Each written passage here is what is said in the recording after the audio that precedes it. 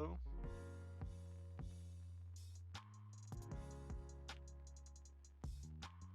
Even without any box pricing, yeah, it seems.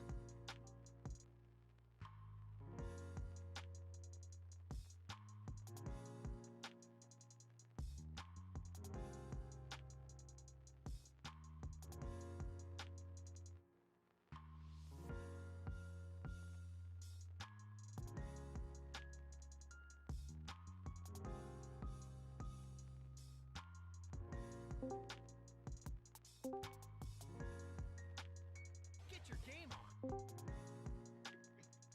Get your game on.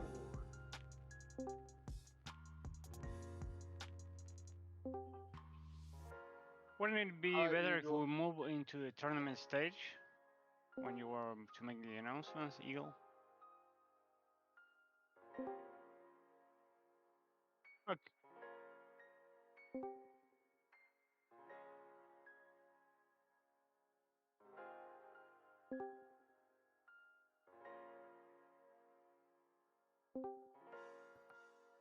Okay.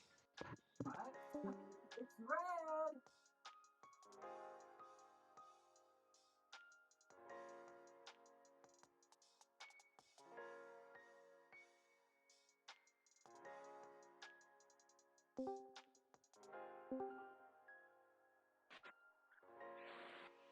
Can you share the link for it once you start? Or now we're not. Yeah.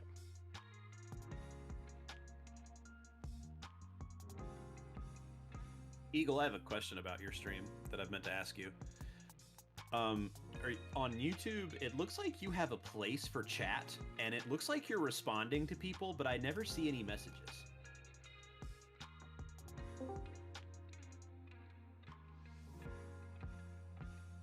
Okay.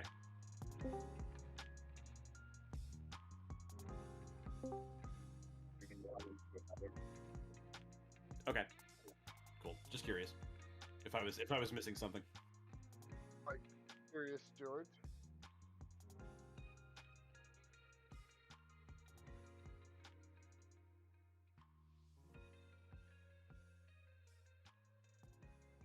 Only one that doesn't have their deck list in, so 33 potentially.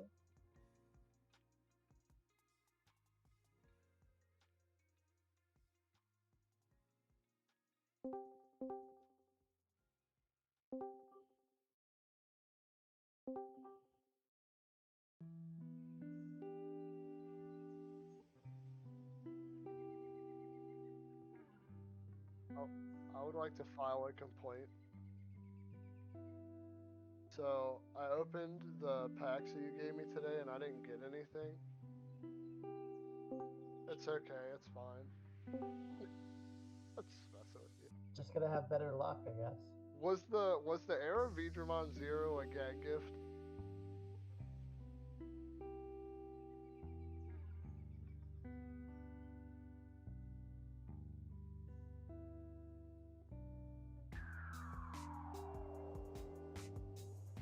Oh, I thought it was a joke off of the play mat that Michael uses.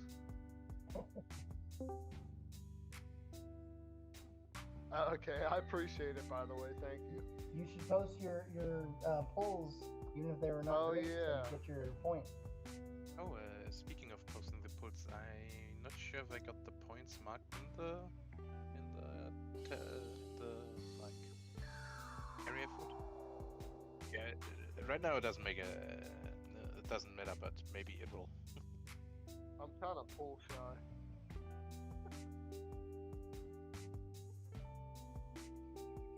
Yeah, it was very lucky. And you didn't send it to me? What's up, man? Wow. Look at my avatar.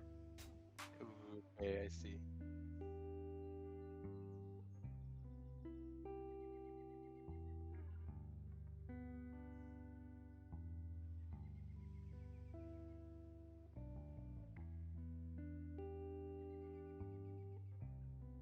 Favoritism.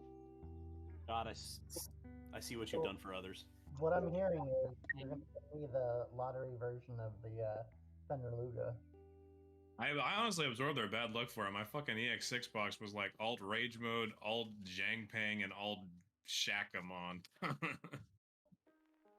Oh.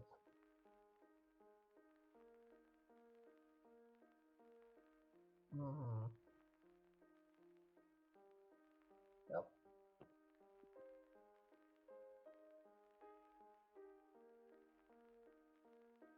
Oh.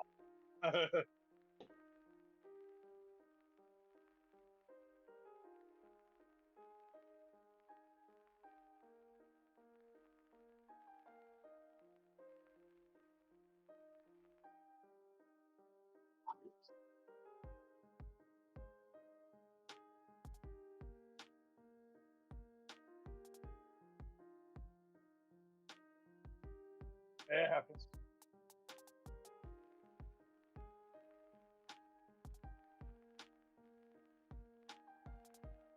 Yeah.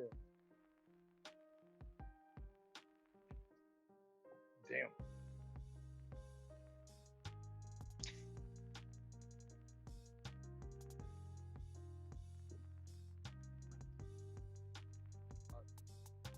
All right. Sounds good to me.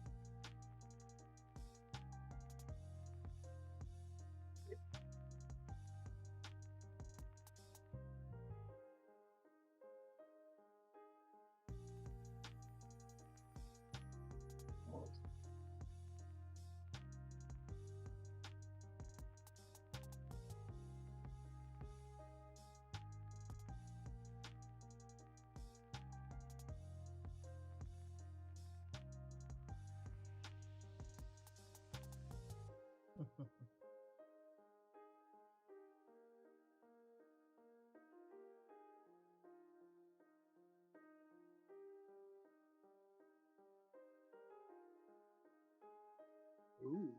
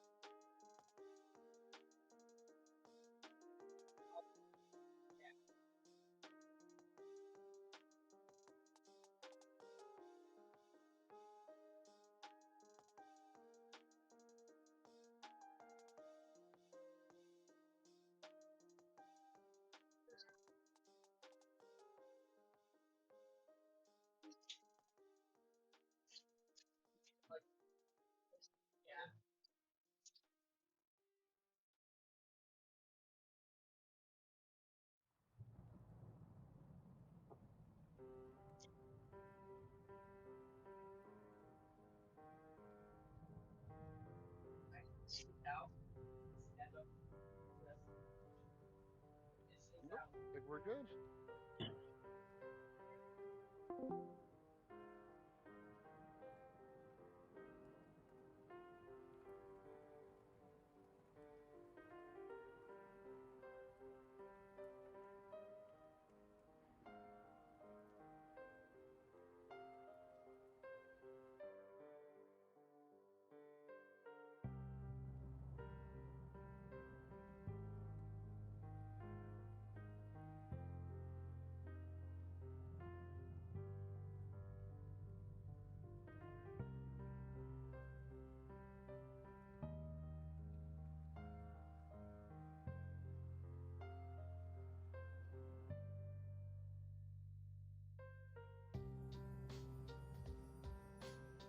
Hello, Twitch or YouTube chat. How are we doing, guys? Going to be starting up webcam locals here. I'm going to be pulling up some pairings here, see what tables we can hop onto. Try to get something fun and different. So let's see.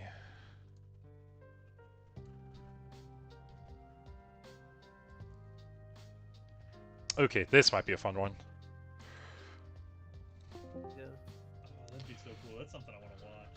That's something I want to like. I want to get a mat like that. That's sick. That is so cool. I main Rob in Super Smash Bros. So I switched to that guy too. That's crazy. yeah, I love Rob. Rob's my man. I've been playing him since Super Smash Bros. 4. I've gone to several tournaments, big tournaments too, and I've played and I've done pretty well. I've faced a few big players and taken a stock or two off of them. Nice. Alright. Hey guys, you guys are gonna be round 1 stream. Y'all both cool with that? Nah, man, don't stream. Never mind. No. I'm joking, man. You can Okay. With that being said, I want to have my audio on mute. If you need a judge, go ahead, ping Michael or Shigeru in the judge chat. Good luck, guys. Got it. Is it okay that I have my phone here just in case I need to like look up a card? Yeah, that's all good, man. If you can name a card, you can look up a card. Okay. Oh yeah, that's absolutely fine. My phone is up.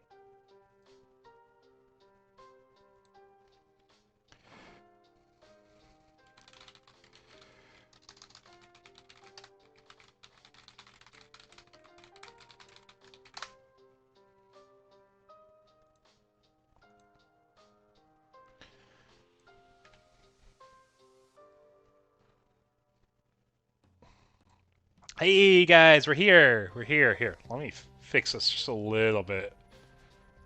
Okay, guys, welcome to our webcam locals tonight. Welcome. You guys hear me all right? I think my audio should be working. Yeah, so here at the bottom we have Spent, and on the top we have X Bandit 0. So you guys know Spent is a webcam local regular here. He has been known for playing.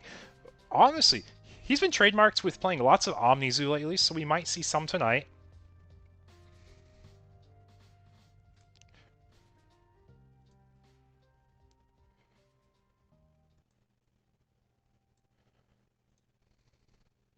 I'll be reading for everyone tonight. Hey, bro, that's all good. It's all good. I appreciate you supporting the channel and the stream still. I always appreciate having more people on the stream. Just having someone to talk to is always nice, something to listen to in the background, you know? But we're going to be opening up with the new, I believe that's a Yokomon egg. This is a card that's meant for the Zai Penmon deck. And its win attack is to tuck a rookie in its sources. This is a card that you will see in Blue Hybrid moving forward if they run a Blue base, because they like tucking the Strabi with the deletion to play out a Koji. But we are playing OmniZoo, and it did have an Analog Youth opener versus a Mirage Gao that has the Galga and the Mac Gao and Raising. So that means if we get a level 6 out, we're going to be able to bounce it with Mirage. If we have Burst Mode, we can bounce something else. So Spence going ahead and set up Raising the Mother, playing out one of the level 5s. We can add 2 level 6 or higher, so we're adding the Valk Ace for our first one, and probably Zwart for the second one. Defeat is pretty good in this matchup because you can pop the Thomas H. Norsteins. I think that's why he's debating it. Zwart's a really good like board builder, but he is valuing Defeat here. Rest go to the bottom. End of turn, you can pop Digimon. He's going to be popping Mother, using the effect to play a Dark Master into Raising. He's going to be tucking that Piedmon, which is valid for Defeat to go over. So basically he's saying, hey man, you can set Mirage, but if you try setting up a Thomas, I'm going to be deleting it. Yeah, that Mother is allowed to be deleted by your own effects. So if you try using X program in a Mother-based deck, you actually delete your own Mothers. Fun fact there. I know it's one of those weird learning curves for people.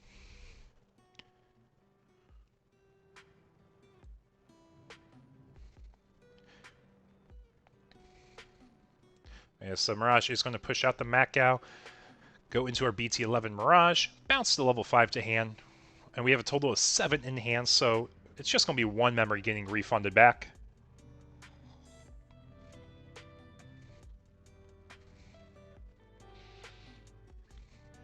So I'm trying to think, is there a level 7? We can go Merciful Mode. Merciful Mode can actually delete Mirage, and that's really good. So we are swinging security. The Mac Gao Inherit was popped already. He's debating if he wants to use the Yoko Inherit, I think, here. So we do see the Assembly Digimon Fusion option. I actually don't know what the security effect is. What does it do in security? Oh, oops. That is our Battle Pass there.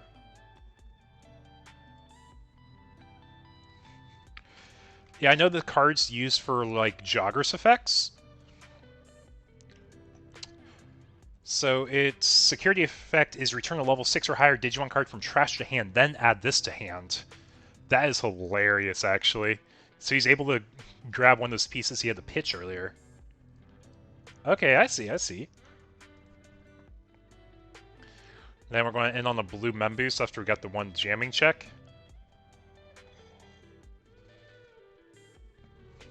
So we are grabbing... Not the burst mode, so we already have burst mode in hand. Which makes sense. There's no need to really go into burst mode this turn. Piedmon comes out of raising. Going to start swinging. And I know he has an on play. Is it also when attacking? And he's just going to check a Betamon. Makes sense.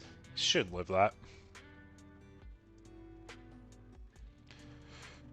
And he's going to taunt with the Edamon, forcing the Mirage to attack immediately, which means he's going to go into an ace of some sort. We know he has the Valk ace for sure. And the Piedmon deletes it unsuspended when attacking or on play, so... In case that came up. Mirage was suspended, though. But an important thing to also note about the Edamon play is he does minus his hand size. So Mirage will have to attack immediately. Any when attacking effects, I don't believe we're opting for it. It's all good, man. It's all good. I'm hoping to get a second webcam locals at some point a week. It's just kind of hard right now. Like I said, product being streamlined is my big concern at the moment.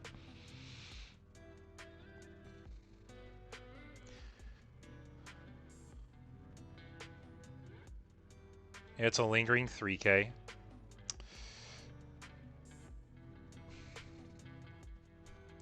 So if he goes into the Valk, the Mirage will be forced to pop itself from the all turns effect when security is removed, because it has minus 8k effectively.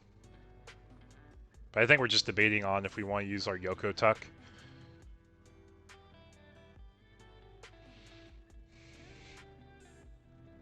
And we are acing into Valk. Minus 5k blanket, so he has minus 8, so he's a 4k Mirage. Security's checked, it dies to the security, it has jamming, but then it dies to the all turns effect of Valk. Honestly, super good card. Does a whole lot, and not just Nume, but Omnizu as well.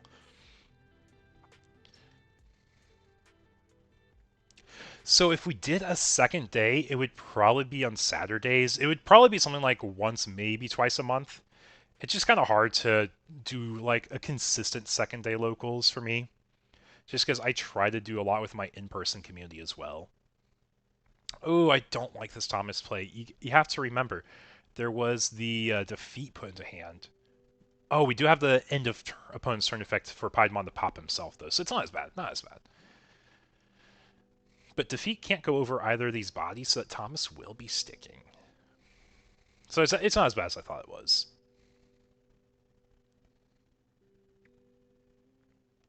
Yeah, it would be Saturdays, assuming there's no premiere event.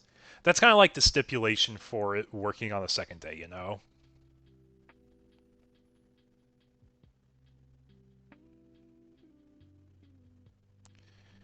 So we are going to be attacking with our Metal Siegramon.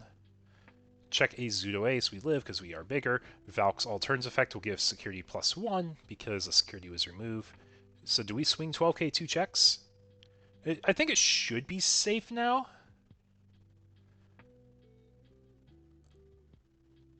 Oh, just looking up cards here. That's all good.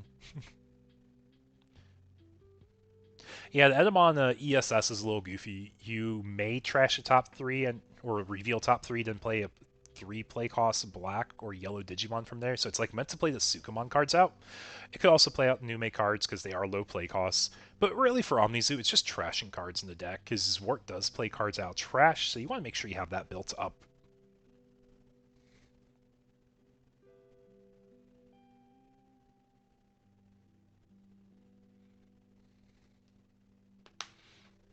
Oh, for anyone curious tonight, we have 33 players.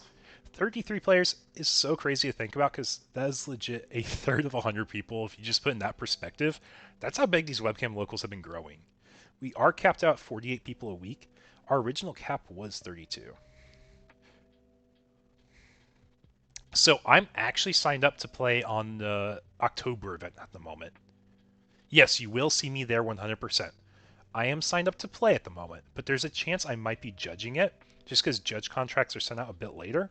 I just wanted to make sure I'm doing something at that event regardless. But I will be working at Cardfest as well.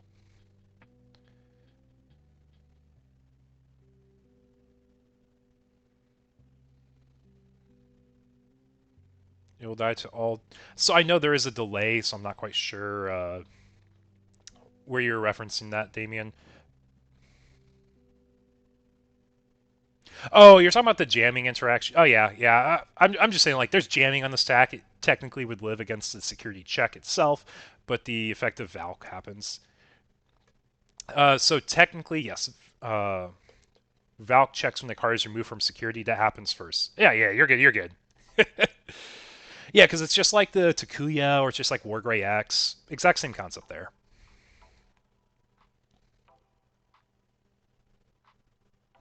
But yeah, OmniZoo's been able to put on some pretty good pressure. Oh, we tapped analog for the Valk stack dying too. I wasn't even thinking about that.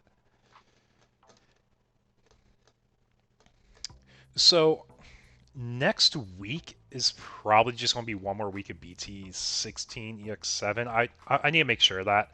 I haven't posted those signups yet for that reason. I basically talked to my TO, see what they're feeling, because we can proxy it. But there's a chance we do BT17. I also look at the premiere event schedule to make sure if there's a premiere event that looks at BT17 or BT6 EX7 first, or EX6 first. So that's to be determined. I will make the announcement of that when I post signups, though. Because we do have a very competitive international community, and they all like playing their premiere events with the most legal set, or most recent legal set. So if we have sets or tournaments that are going to be BT17, that's what we're doing. Yeah, so we actually allow proxies for the first week or two because I acknowledge even if you order your singles on the day a set is released, you won't have the singles in time for this tournament.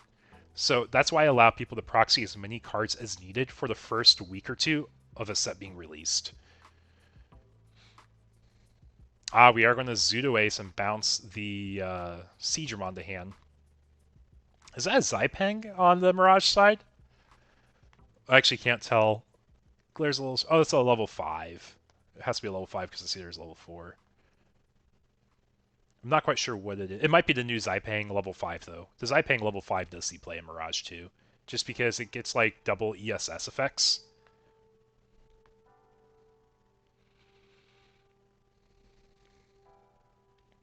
But yeah, I've been working on improving the Discord. If you guys are active in the Discord, you might have noticed a lot of things have been moved around. I've been trying to refine and make it cleaner, make it easier to find stuff. I am locking a few more perm permissions too for some channels, so that's something I'm kind of working on as well. Yeah, Vikemon Ace. Yeah, if it's your first time seeing Vikemon Ace, you probably wouldn't expect it in OmniZoo of all things. But that card does so much in this matchup. And, like, honestly, against any aggro deck. Yeah, so...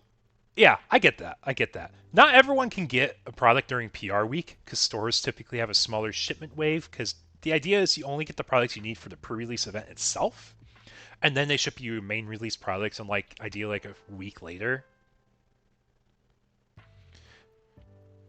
Because, like, if you think about pre-release is, like, this Friday, right? The week after is main release. So, pre-release products should be in by Wednesday at latest this week. Sometimes Thursday for some stores. And then their main release product is going to come in ideally on Wednesday next week or Thursday next week, right around then. But yeah, I have roughly 3.5 cases coming in, though. I've had to up how much I've ordered for these webcam events with how much pricing people have taken. And I just was in a very good spot where I was able to order a large amount.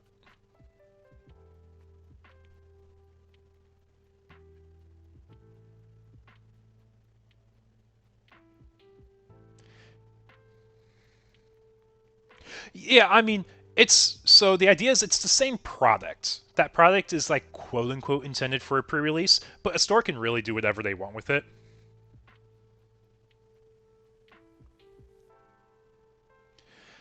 So, per Bandai rules, it's supposed to be on the day of pre-release, but they typically split it up. And, like, no one's really ever going to complain if they get products a little earlier. It's just the street date is technically on the main release, which is when they expect you to sell the large bulk of product, which is why you get the large batch on that second shipment normally, or at least in the US. Yeah, I mean, yeah, if you get all your product in, you might as well sell it during pre-release period. There's no reason not to. As long as you're not like hurting your players in terms of like doing pre-release events for sealed, if that's what you normally advertise and allow your players to do, as long as that's not being hurt, I think it's totally fine. It doesn't bug me at all. But yeah, welcome to Stream Psycho. Hope things have been going all right for you.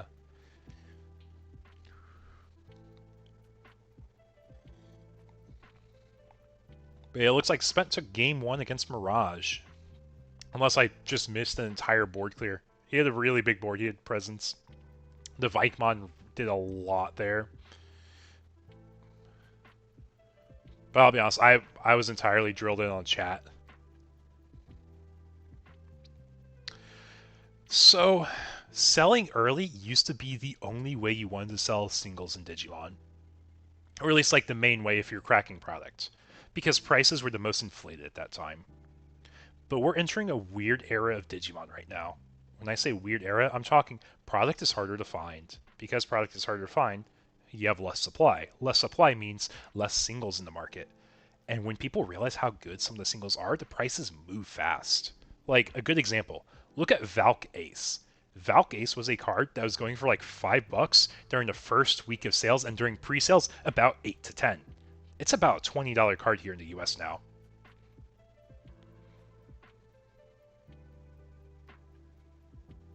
Yeah, that's amazing, honestly.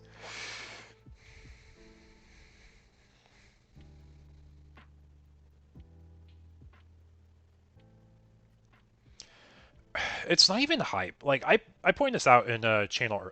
Oh my gosh, that's an analog youth of all times. We just trashed 2 time mats. What can that hand do? What did he grab with the analog? Does anyone... Chat, do y'all remember what he grabbed with the analog? I know he had to pitch 2 tamers. I just didn't see what the third card was.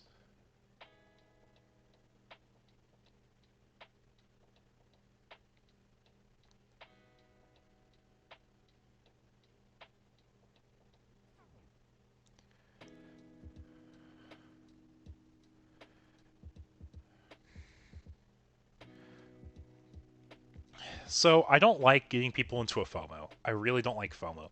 I like people to have informed decisions where they're able to sit on it, and if they really want to, pick it up if they feel like it's a good scoop for them. But we are entering to a point where One Piece was lately, where you just had to buy it if it was available. I absolutely hate that. But I do think there is a way to research if singles should or shouldn't be a certain price. The one thing I will always look at for that is I will always refer to Japan prices for now. Until we are globally unified, it is one of the best references you have.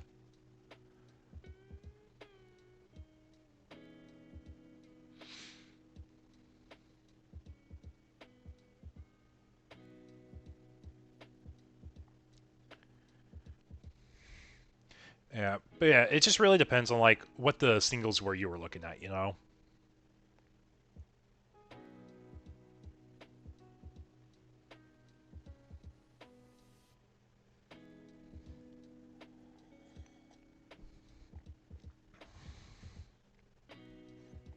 But yeah, for your meta stuff, I would probably... Like, I think there's a chance Angas go above 20 for a bit.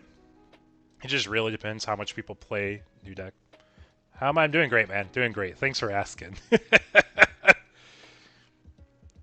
Yeah, Omnizy's been able to put up a pretty good board.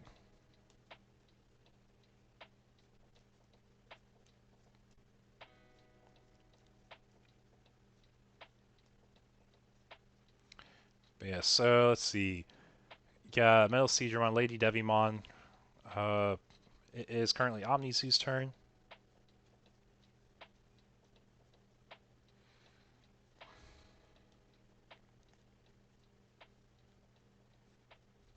But anyone join the stream, welcome, welcome. Hope you guys are enjoying the format so far. we are going into Gen Con this upcoming week. So I'm expecting to see a pretty big turnout for, or a good turnout for tonight. We got 33 people. It's pretty good. No worries. Thanks for hopping on, Psycho. Appreciate it. You're looking to get Ancient Grey, Dex Doru, and Gallant Sauce.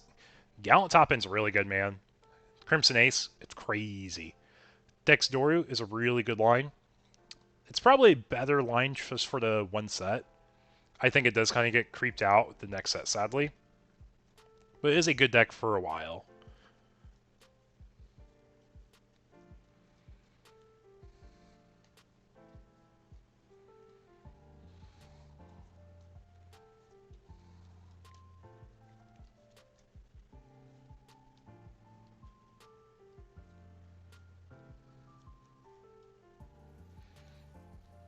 But yeah, I'm just going to work Gen Con, man. Oh, we got defeat and security first check.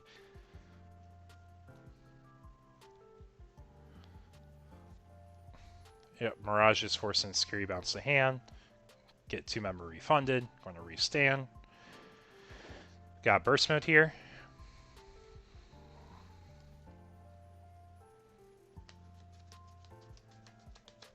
Yep, we do have burst mode. Turn Thomas hand, draw a card. Bounce either defeat or Metal Seadra. Both are valid choices here. Defeat to hand. Just because it has easy access delete. Metal Seadra can pop itself, play another body though, so we might see a bit more of a board built out still.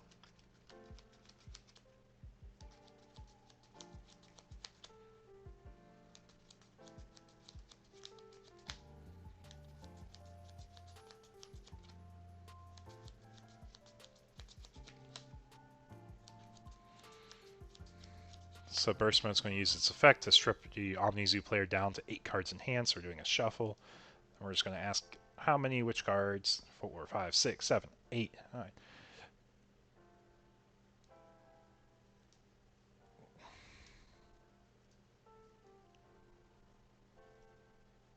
Yeah, so you technically don't have to reveal it to the opponent. It's just something you look at for yourself. The cards going to the bottom, the opponent selects, but only the owner of the card looks at them.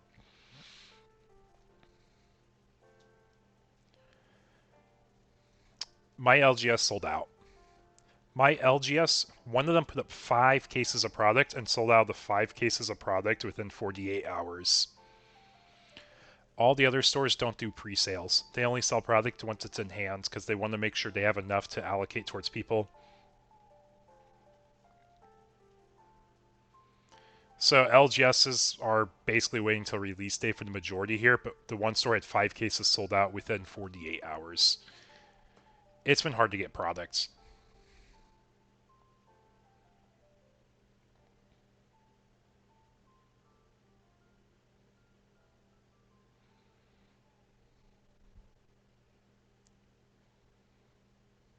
Got 1 security here, nothing built up, so I think it might be game unless there's a really crazy ace or level 5, depending on how much memory you get.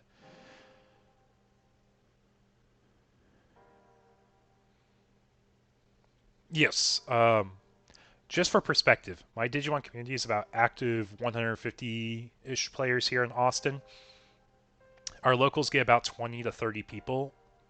Fridays we get closer to 30 people every week. And when we have stuff sell, if our market sells out and runs out that fast, I know it's probably going to be a rough set. That's kind of my gauge. That's a crazy good price, man. Like, that is $3 above distro costs. Oh, I think Mirage got 2-0. Okay.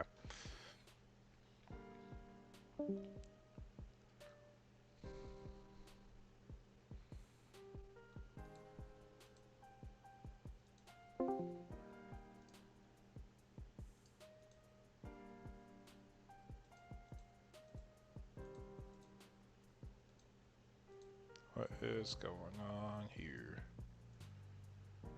Oh, it's because he has a live stream.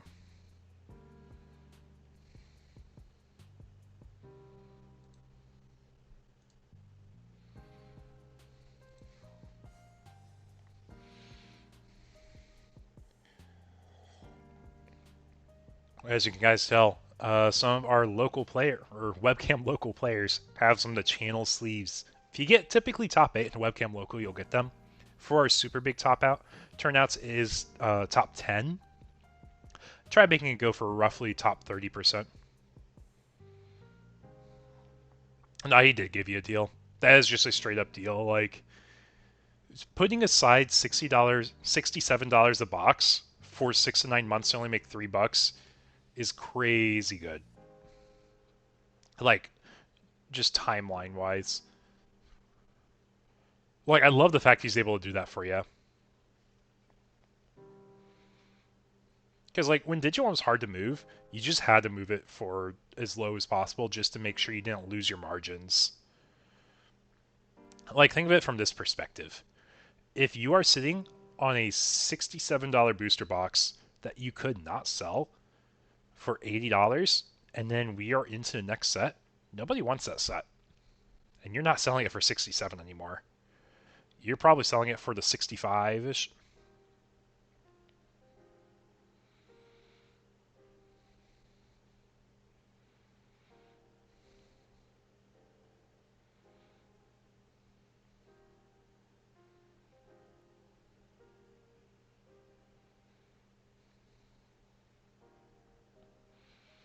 Bunnies versus Demon Lords.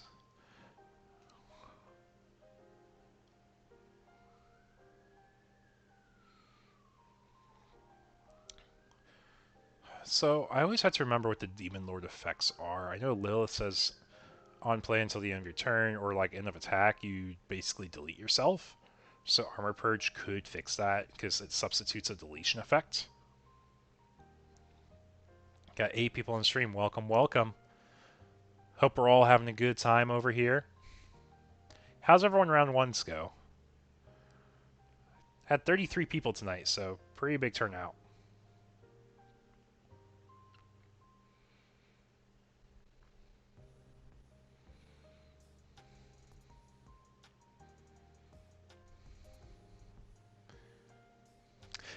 End of turn. Okay. Yeah, I know it killed you. I know it deleted itself. I just can't remember the time if it's end of attack or end of turn.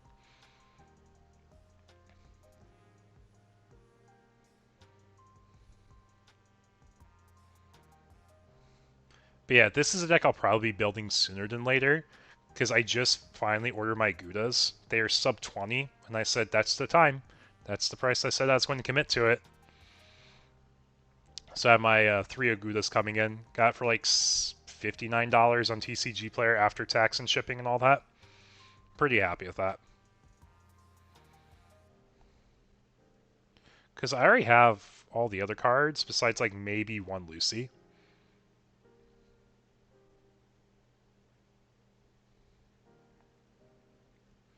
Yeah, it keeps the board sticky. Keeps the board sticky. It's a good deck. Moving forward, it definitely gets better with Shoto.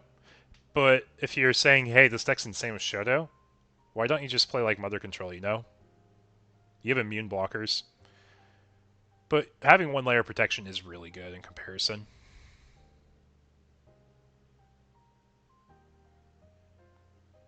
He says, I'll trade my security for yours, I guess. But also, that just might be my perspective of deck being not as good as I probably should give it credit for. Lately, I've been playing Bugs at locals. Bugs has been a lot of fun for me.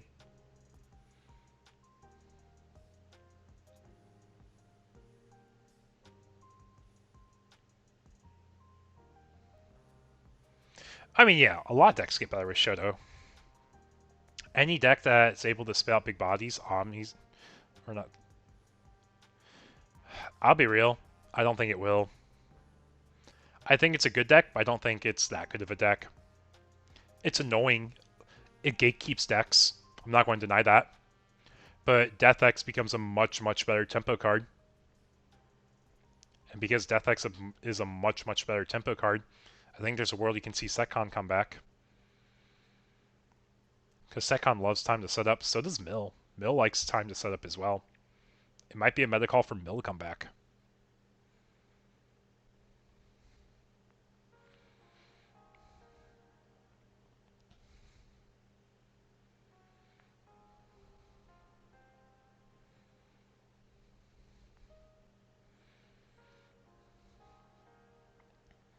Yeah, like there probably will be a list or two that do pop up though.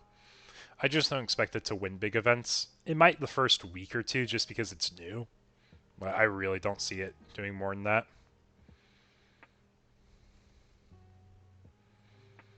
I think more people are going to be Anga than MotherCon. I know personally I'm going to be playing Anga or Bugs. It just kind of depends how I'm feeling. I might do whatchamacallit. Might do Nume still too. And depending on if I'm actually working or playing in the event on 10.5, I'll be looking at... I like Rogue stuff. I think Rogue's always fun to try making competitive. So I might be pushing Bug a bit more.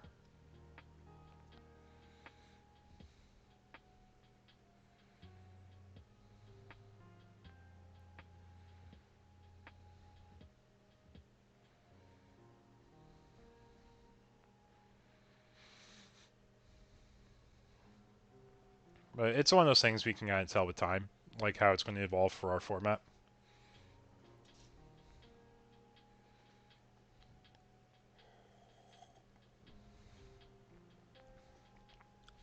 Anga is short for Ancient Garurumon. So instead of saying Blue Hybrid or Ancient Garuru, you can just say Anga. Hi, Phasma. How are you, bud? We were talking about Bugs. Bugs is a good deck, right?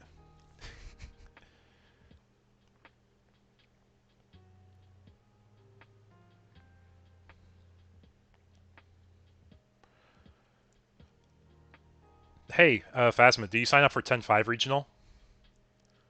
If so, are you going to play Bugs? If you go and play Bugs, I'll go and play Bugs if I'm not working it.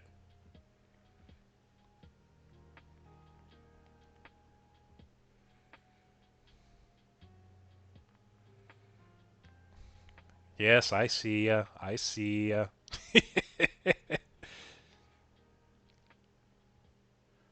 Bugs is F tier. I know you. I know that's cap. I know you're lying. You're lying to yourself.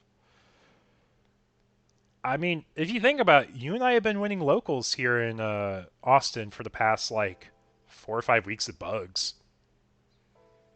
Which regional? It is on 10.5, so 10.5 is October 5th in Mesquite. It's on the announcements channel in the ATX, or if you need to look at it for dates. But for real, I will play Bugs there if you play Bugs there. I'm in a few online events too, so I might see Bugs pop out a little sooner than later. Do we have enough for the Ogu to play?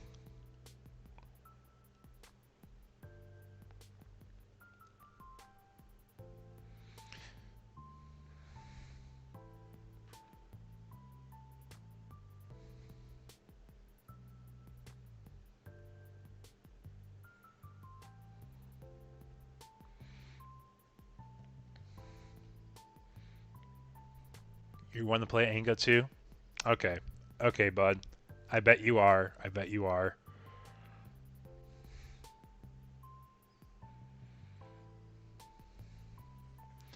Here, let's see. How much time we got around and how are the other tables doing?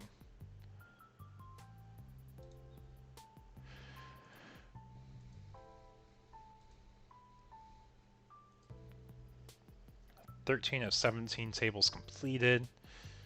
So we're doing pretty good in time. Pretty good in time. Yeah, lots of good players here tonight.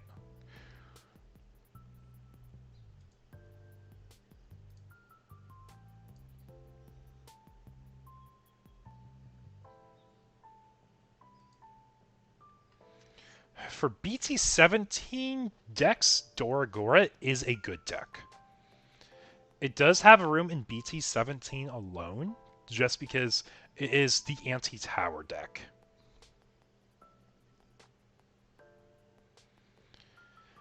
I don't know if I personally would play it, because I would probably just play something else, like we've been saying, we play Bug. Okay, I don't delete you, I bomb deck you. I don't really care that you would be deleted, right? That's what the deck's really good at, just ignoring deletions, which is why I think it's actually alright into Nume, because you just keep spinning stuff to the bottom.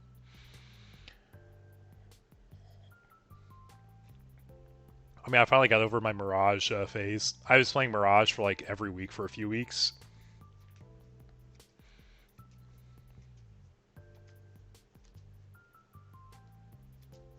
Anyone joining the chat, welcome, welcome. Hope we're having a good night so far. We've got Bunnies versus Demon Lords here on table 1. We watched Omnizu lose to Mirage in table 3 in round 1.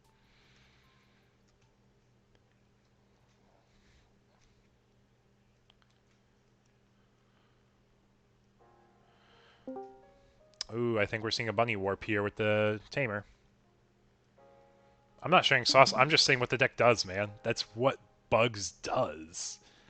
I did not tell a single card that is played in the deck.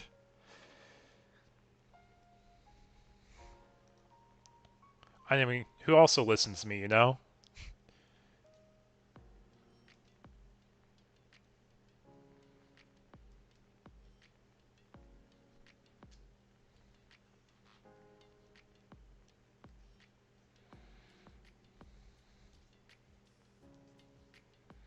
No, this is standard. The altered ban list event is in 2 weeks. So, not this week, not next week, but the week after. So that will be on 8/12. It will be the week before we start the Season 2 Battle Pass.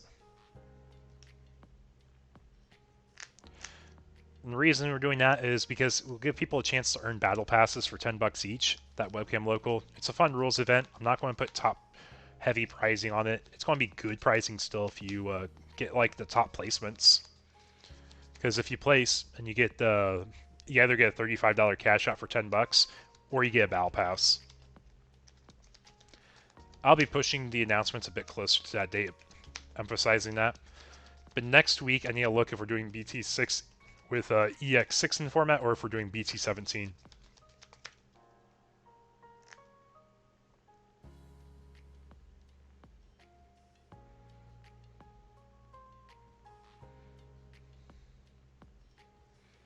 Does the Lucy trigger before the trashing of security? I'll be honest, I wasn't really watching the game as much. I've just been kind of talking with y'all and monologuing. We do have 2 judges that are working the event right now, so if they have questions on timings, that can always be asked in the judge request channel.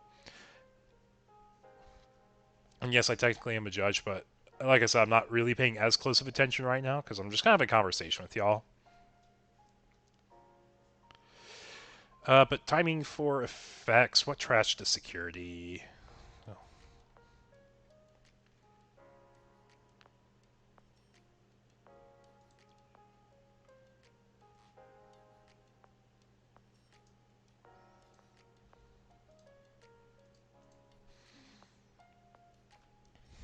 And I know we do have a few extra judges. No, you're not a judge, Phasma. I know, I appreciate the meme, but yeah, you're not a judge, Phasma.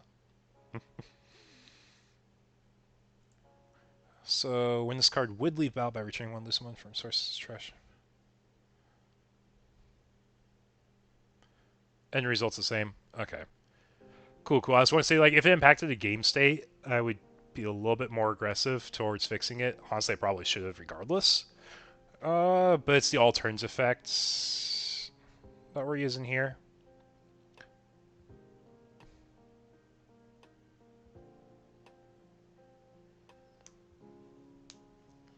Gotcha, gotcha.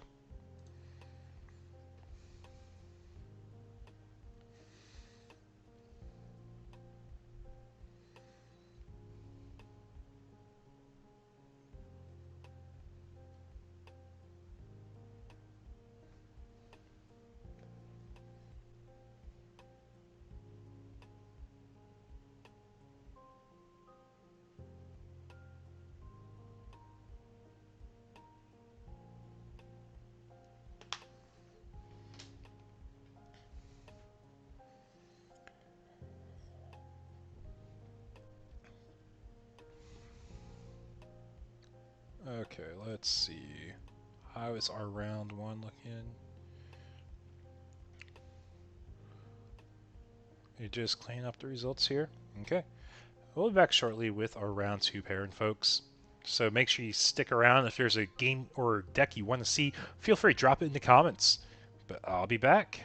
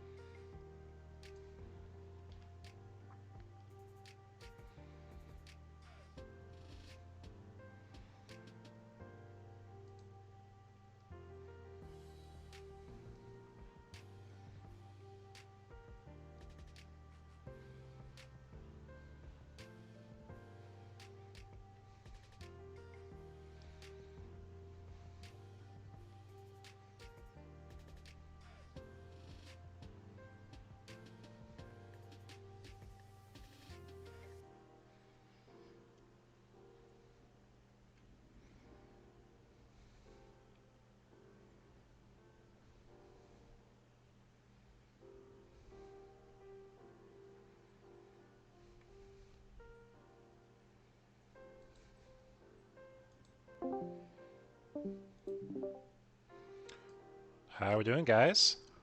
Yo, what up? What up, Eagle? Not much, man. Cool if I stream you a set? Yeah, for sure. Also, love those sleeves. I honestly love how simple and clean they are. Just the Yeah. Ukos.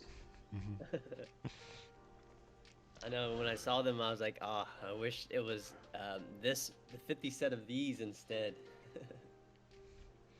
Yeah, we've been getting really good sleeve art lately, too. Like, I've actually loved it. Hello. Hello. Hi. What's up? How are you doing today, my friend? Okay, guys. I think you guys can tell. We're getting ready to go to our next round of webcam locals. So at the top here, we have Marshmallow Roofie, and on the bottom, we got V Passion. Some very well-known names in the community. They've played a lot in online events, and we got some really cool decks to showcase here today. Still meta. They are still meta decks with meta engines, but I think their takes on it are actually really cool. And if you guys have some requests, feel free to drop them in the comments for the stream, and I'll do my best to feature them if they're on winning tables. But with 33 tables, we had no draws, I believe, for round 1. So we have 16 plus 1 undefeated, so 17 undefeateds, which means going all the way down the table, what was that, like, basically table 8, table 9.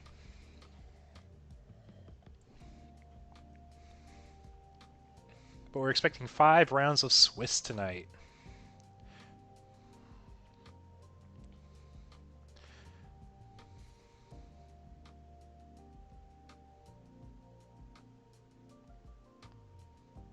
Yeah, and we are in the mole phase, so we're going to go ahead, take a look and see. Do we like what we got? Keep it or yeet it. And it looks like V Passion is keeping his hand, so is Rufian, and we're getting ready to start off game 1, folks. Gonna hatch these, I believe, the Sunmon from the Galaxy deck going into a Lunamon. I have to remember the names of these cards. I haven't seen them all in the moment. But so you might be saying, Eagle, I thought you said these were meta decks we're seeing. Well, we see the Thomas. And when you see Thomas down, you know that card only goes in Mirage. So basically, an engine that we've kind of been seeing like trend a little bit on webcam locals is the Galaxy base going into Mirage top in. Now, why do you do that? There's a chance you can turbo a little faster. There's a chance you have access to a few more tools you didn't have previously with the Mirage. But obviously, it does come at the cost of consistency. But it just has a really cool engine built into it for what it allows you to do. So we are going to go into the Flareon, or shoot, I just need to pull up the Galaxy line to pull up their names so I can say them correctly. It came in EX5, I think it was? Yeah, it was EX5.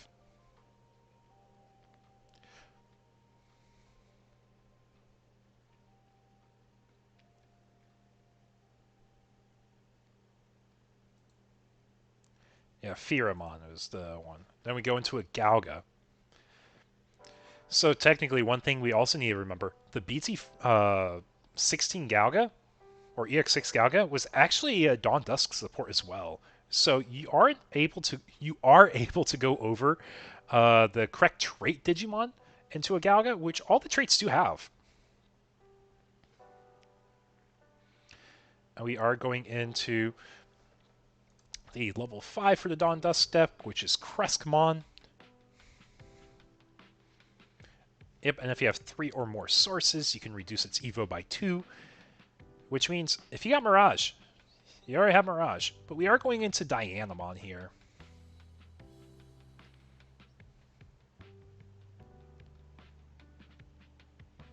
And Dianamon is the blue boss monster of the Galaxy deck. When Digivolving, when attacking, for each discard sources, trash any sources from one of your opponent's Digimon until the end of your opponent's turn. All Digimon with no sources can't suspend. So it's kind of like a Vikemon effect. But this is actually probably a better top end against Imperial, because Imperial does rely on sources for partition. So just adding this one card already adds more flexibility for what the deck was really trying to do to begin with. So like I said, it changes your spread a bit for what a traditional Mirage deck would do. you do have less emphasis on putting cards in the opponent's hand, like the Mirage Engine has. But like I said, you have a better spread because you, or different spread because you are doing different things in various matchups.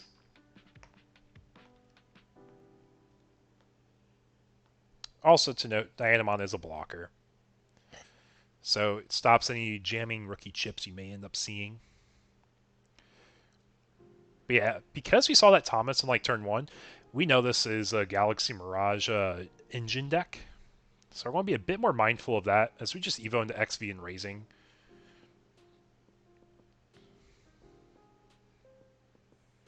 Yep, and we're going to hatch going into the Bukamon egg.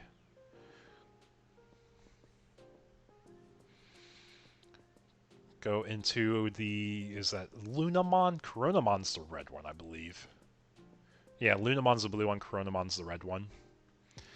And our opponent does have 7 cards in hand. Yep, and we're going to say, let's yeet this Dianamon to the bottom of our stack. Do get memory from our inherits. And we do go into BT11 Mirage. We're going to be bouncing that Vmon in the hand. Going to be getting a memory back for every 4. Should be 8 cards in hand now, so do have 2. And we did reduce the evolution by 1 from the Diana line stuff. I believe that is a generic one.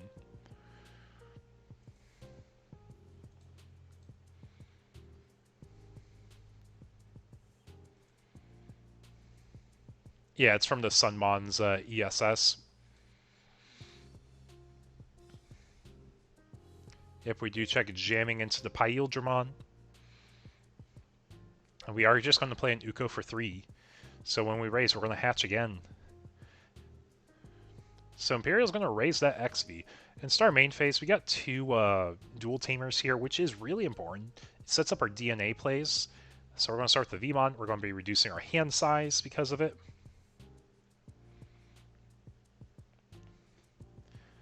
And that's honestly the thing we're looking for against Mirage. You just kind of want to dump our hand if we can.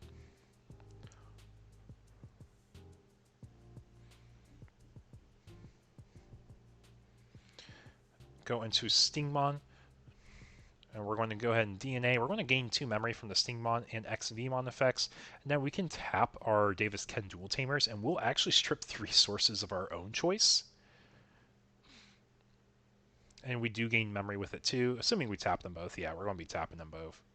And the Pyildra will spin the Ukamon to the bottom of the deck. And we do strip, I believe it's 3 sources per tamer.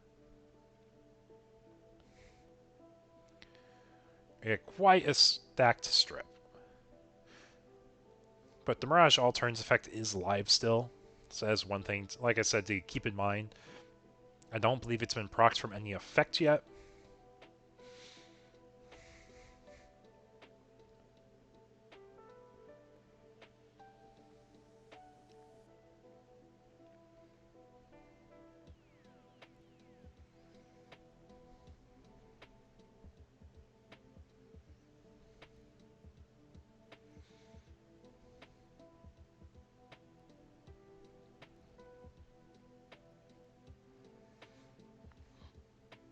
Yep, so Mirage is still on board, just got source stripped.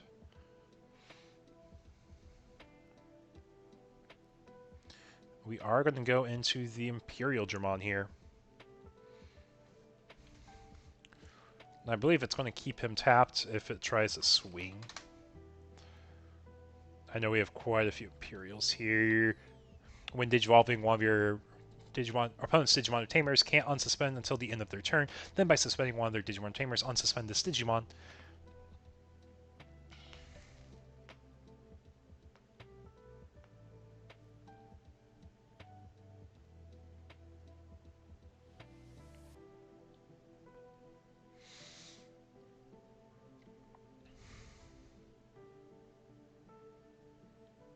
Yep, and just saying, hey, you won't be able to untap that Thomas because of my Imperial. That Lunamon's going to raise and swing security. He says, you know what, I'm ahead on security. Let's go ahead and try keeping up this race where I'm emphasizing security as my advantage. Yep, and we did have jamming thanks to that Buka egg. So it was a free swing, and we do have to bot deck 2 more Mirages. So seeing 2 of the dual tamer set up, we're going to see Imperial be able to DNA still on this turn without even having to use a rookie or body from raising.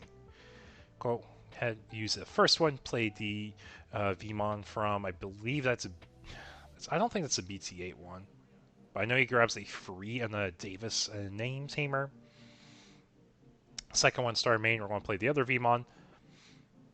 And now we can go ahead, Evo up and raising. Evo on board for effectively 1 if we tap a dual tamer right now. Oh yeah, we do have the other Vmon to gain a memory as well, because we did drop another free trait Digimon. Stingmon for 2, draw. We do have end of turn DNA from the Vmon that was played from it's the Ramen Vmon. I can't remember which one he is.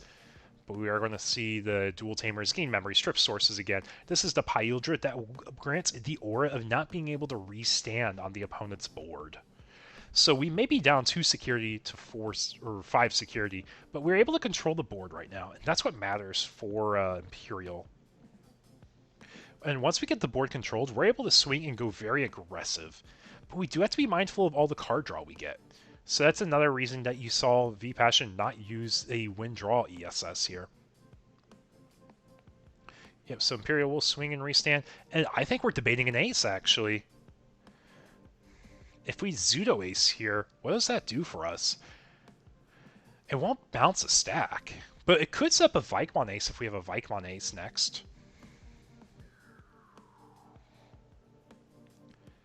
Yeah, I mean, you also could mess up Partition, which is pretty big.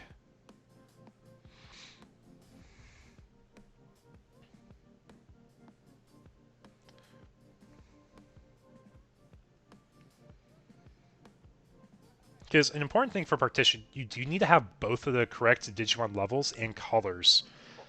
So we're going to see Zudo Ace here. We're going to strip sources of choice. First is Vmon, second is XV. So you can no longer partition with this stack. And they actually crash in battle, but it will be an overflow with 3. Right? Or is that what the Crestcomon does, ESS? Oh, it's an opponent's turn 2K. Right? Oh no, I'm looking at Kresk, not the right level. It's probably a similar ESS, though, if it's from the same line, right? Yeah, it's still a 2-turn on it. 2K on the opponent's turn.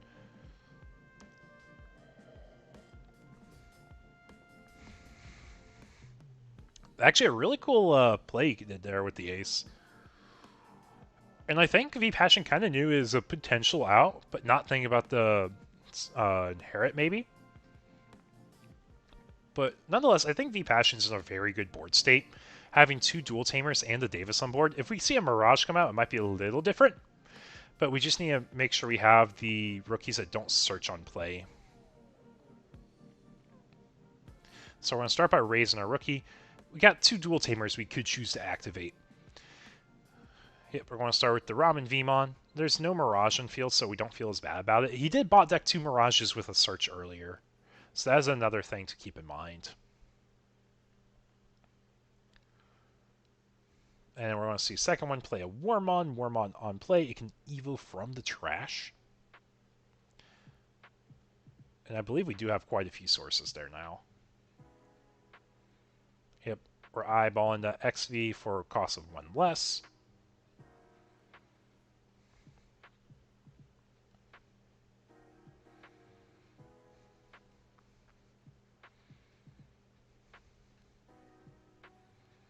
So with this memory amount, we're actually able just to Evo up without using an end-of-turn DNA effect. So if we expect... What aces can we expect still? We can expect a Vikemon ace that is kind of common to go in Mirage traditionally. I don't think we'll see it in this Galaxy Dawn Dusk deck, because it does take up a bit more of an engine. Yep, so there is the Stingmon. And you better believe, he is going to DNA again. Go into the Pyldra. We're going to tap our 2 tamers. We're going to strip the source. We're going to gain 2 memory.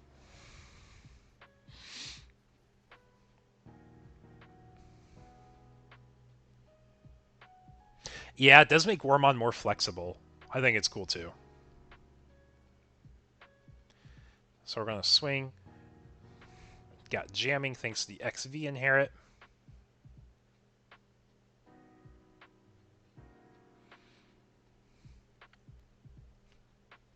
So we can still go into an Imperial Dramon, tapping one of the Tamers.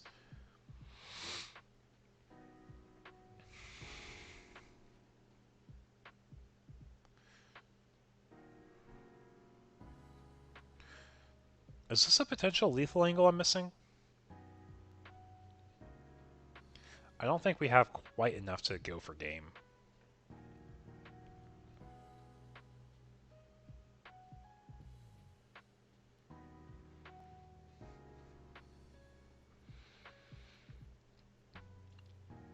How's everyone else doing though tonight?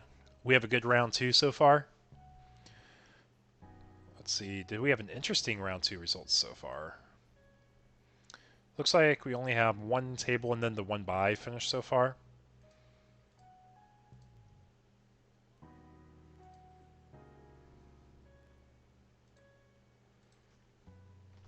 But for anyone joined the stream, oh, we got a Magnum on X. Ooh. So it doesn't have the protection because there is no armor or X antibody in sources, but you still get the restand.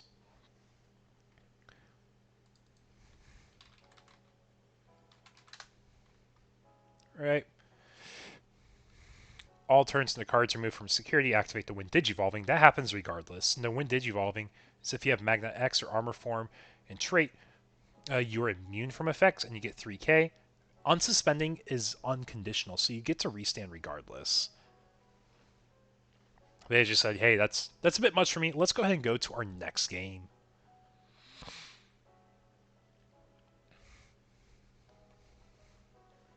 Magnumod's one of the cool cards I think is fun to see teched in, and it doesn't necessarily break a game per se, right? Yeah, it would never break the game. Being immune from all Digimon effects, not that crazy. It's not even good. That's why Tyrant has the whole theme, right?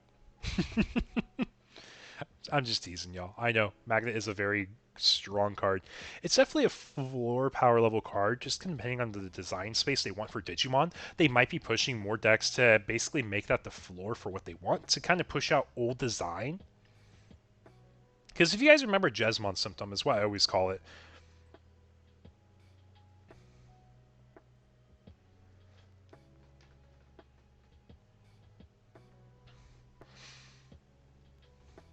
But like, if you think about it, like, do you want to have power creep in a game where you have decks that are too good for too long, kind of like what Nume is right now?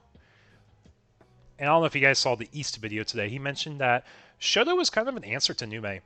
It gave generic blocker, which does slow down Nume. Giving it to Mother is immune from DP Drain, which hurts Nume. So just having a wind-up like that is a potential way to kind of like answer strong decks.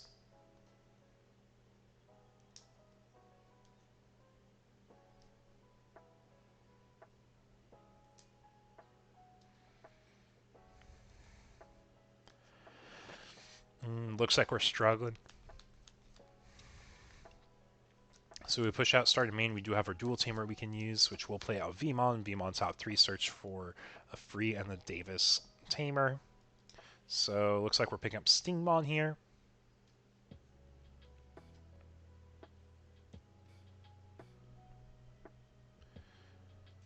For 2, we will go into XV. For 2, we go into Sting. You're going to see a free DNA. Or a -2 memory DNA, technically. Going to Pyojo, get another memory. Nothing can unsuspend this turn. Swing, restand, draw for Demi V. We have jamming. Because nothing was suspended, we do get a restand. But he is able to ace here. But not going to ace on this play.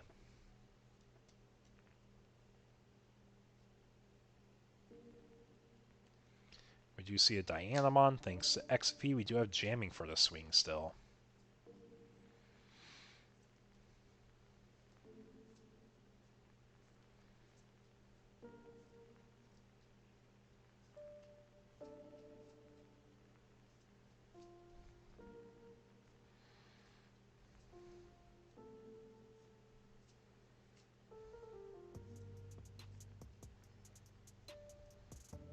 waves will be played for 4. Top 3 for blue and or green Digimon. We got green, we got blue. Put the worm to the bottom.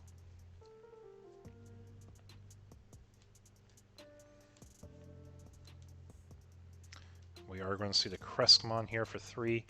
Draw, and then I believe we also apply a similar aura that Pyldra has. I know I looked this up. The ESS is a 2K on opponent's turn. Until the end of your opponent's turn, one of their Digimon can't suspend. So this Imperial, or this Pyldra, is stuck in the unsuspended state.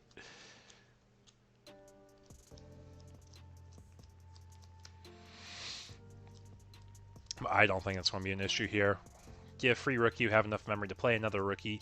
We have an end of turn DNA, so we're able to spend our memory pretty wisely here. Because we can just Evo up into a level 4, slam another level 4, end of turn DNA with Vmon. Thanks to Davis, get another free memory.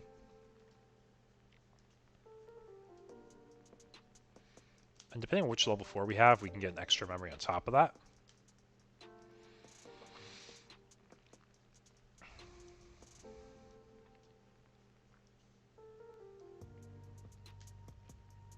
Yep, and there's the play I was talking about. DNA, end of turn, gain 2 memory from our 2 BT12 lines. Draw. Let's tap Dual Tamer, gain another memory, Source Strip. Now we can attack because we are a new Digimon. Nothing can unsuspend during our opponent's next turn. I'm going to swing and restand. And do we have Piercing thanks to Sting. And do we have Jamming thanks to XV. And we do have to remember the Pyldramon was stunned from the Crestmon effects. So we're just going to go ahead and build up an XV and Raising. Imperial does go Burr. How are we doing, Ludian? Long time no chat, man. I can't remember. Are you going to Gen Con? I feel like you are. If not, you're working online at least, right?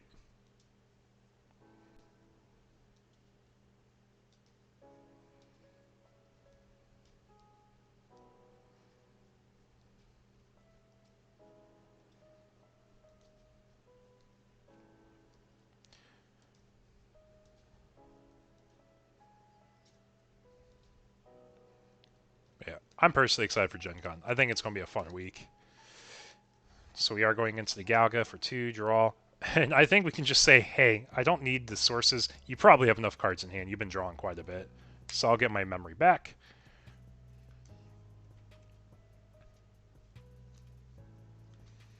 Now, we could go into a Dawn Dusk level 5. Yeah. I'll see you there. I'll see you there, man. I'll be there working Digimon. I'll be there working a Sandland event. But mainly Digimon. Digimon is the main thing I'll be working in the demo hall. You're going to have a good time. You gotta have a good time. You gotta say it right.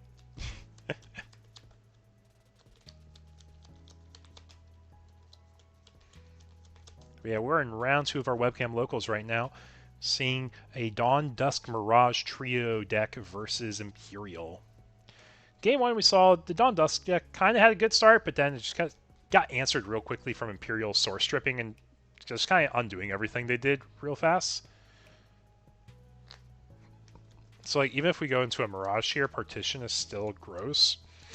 Excuse me. Ooh, we got Dianamon here. So, Dianamon, I believe, has some built-in source stripping. We kind of talked about that. And we're going to be stunning the other Pyldra stack.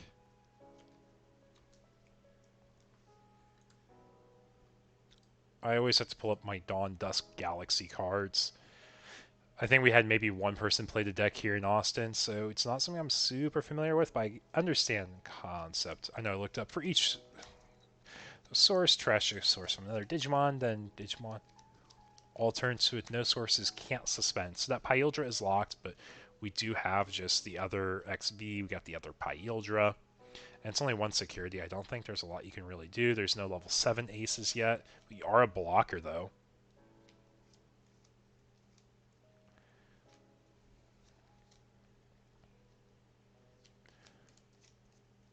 You have no way to trash on your opponent's turn, right? I don't think any of the ESSs do that.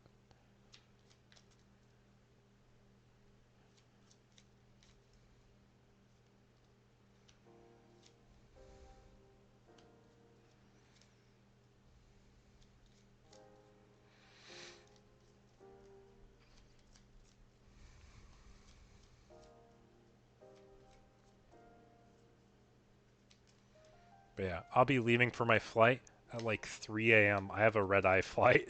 It's gonna be fun.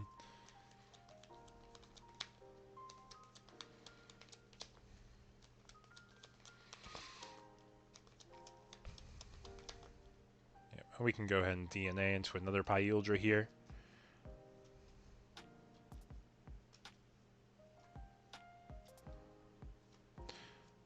So we don't spend anything to the bomb, but we will strip some sources here. You will be a blocker still. Yep, the egg's been providing lots of value there. And then remove the 2k on opponent's turn so you're not like a 13k blocker anymore. Your flight's also at 5 a.m.? Cool. We'll be all flying at 5 a.m. together. Yeah, I'm leaving with my roommate. I'm leaving with Craig at 5 a.m. also.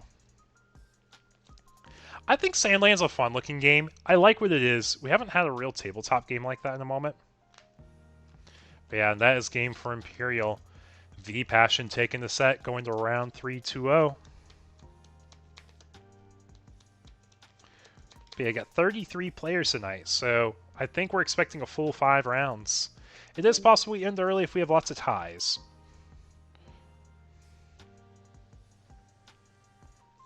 Let's take a look here. What do we have on this table? Ooh, got Mastemon, and we got, looks like Gabu Bonds here at the bottom. Because we got Bond Tamer, I see Gabu and Trash. So 2 different decks here as well. This is another 2-0 or a 1-0 table, so both undefeated. Korikaku here is going to stun the probably Angelomon.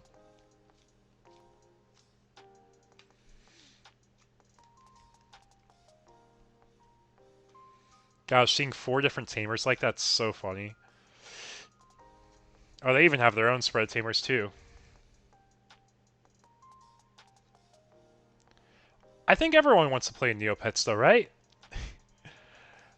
Does Neopets have anything at Gen Con? Because I've seen like nothing here in Austin for it even.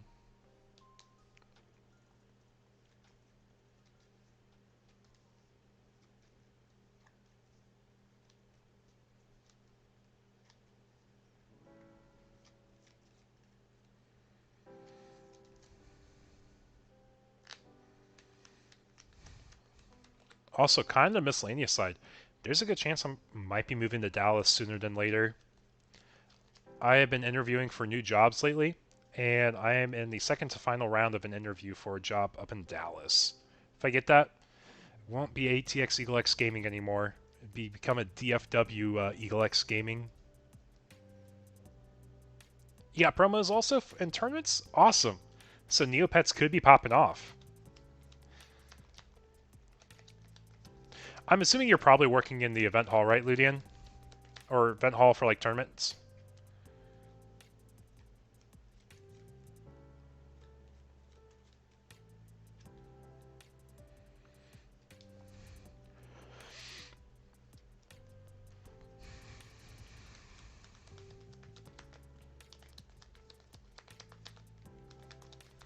So we got 10 people in the chat. Welcome to the stream. Hope you guys are enjoying some Digimon gameplay. Got Gabu Bond versus Mastemon here. Both these players are undefeated going into round 2. And I think we're just going to see lots of Maste shenanigans is the easy way to put it. You're in stadium, if you recall. Yeah, it means you're probably working events all day. Like judging for a tournament. The only thing I'm judging is Sandland. DFW's big, man. DFW is a really big area. So just kind of depending on how that goes. Because I kind of want to, like, if I get a job there, I want to transition there. I don't want to do a move within, like, a week. Because that's a pain to do. Especially with how far it is. I have no idea about Alestrals, Loki. I've seen so many people pump that game. And I'll be honest, if I'm asked to do a sponsorship for a game I don't believe in or like or play, I won't do it. The only reason I would actually do something in a sponsorship setting is because I personally believe and like it and use it. I'm not going to push something I don't think is fun. I'm not going to push something I don't even have interest in.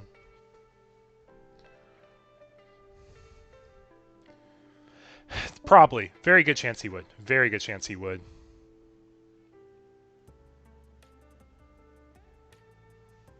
That's one of those things like TBD, you know? We're not quite sure on anything until like it actually happens. There, let's hop over here. I think we're just doing post-game chat here, maybe. Here, what's our time in rounds? Where did my tab go? Oh, there's my tab. Yes, I've seen way too many people pump Alestrals without actually like playing the game. Like, I watch their videos because I support the content creators, but when they're going through the game and they're like, "Hey, it's this card, and all he's doing is just like reading, he's like, "Wow," it's like, it doesn't seem genuine to me.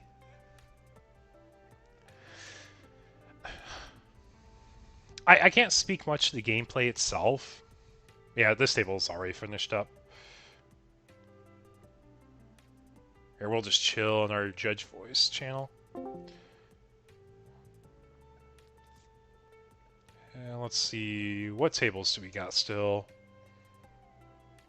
Looks like all of our undefeated tables are wrapped up here mostly. Actually, I think we got a set here still.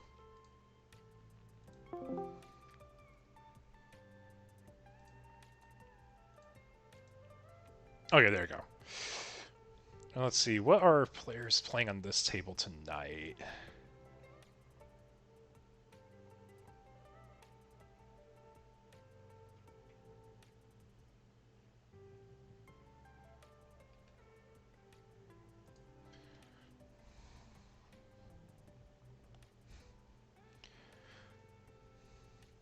Oh, has he? I didn't know that. I watched Tricky Jim for Pokemon for quite a while. Yeah, I kind of been like out of Pokemon lately. So at the top here we got Heoman, and at the bottom we got Nice. Nice has been rocking Glugamon for quite a while in SOC decks, and it's honestly been piloting super well with it. At the top we got Dash playing an Angel Tribal deck. Both these players still undefeated.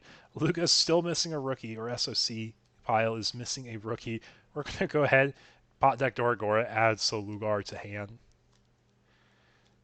And we want to see draw from the Koopy.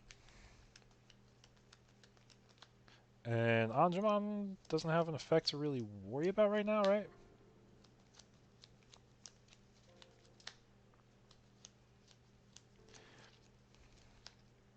But Heoman's been really good at playing in these webcam events, bringing more of rogue choices, which I definitely appreciate.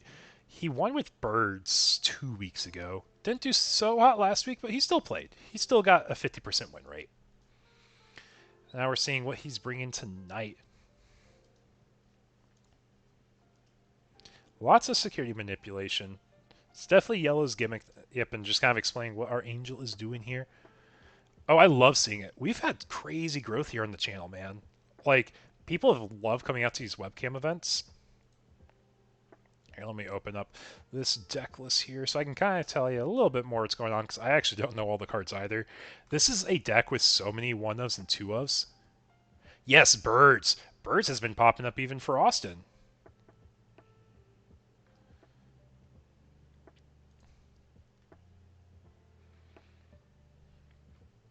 But yeah, so that was the Arcari Anjumon, which says, when Digivolving or on play, add the top card of your security stack to hand. One of your opponent's Digimon gets minus 4k DP for the turn. Then you may place one Digimon card with the Angel traits from hand at the bottom security. And the rule trait is this card does have Angel in its type.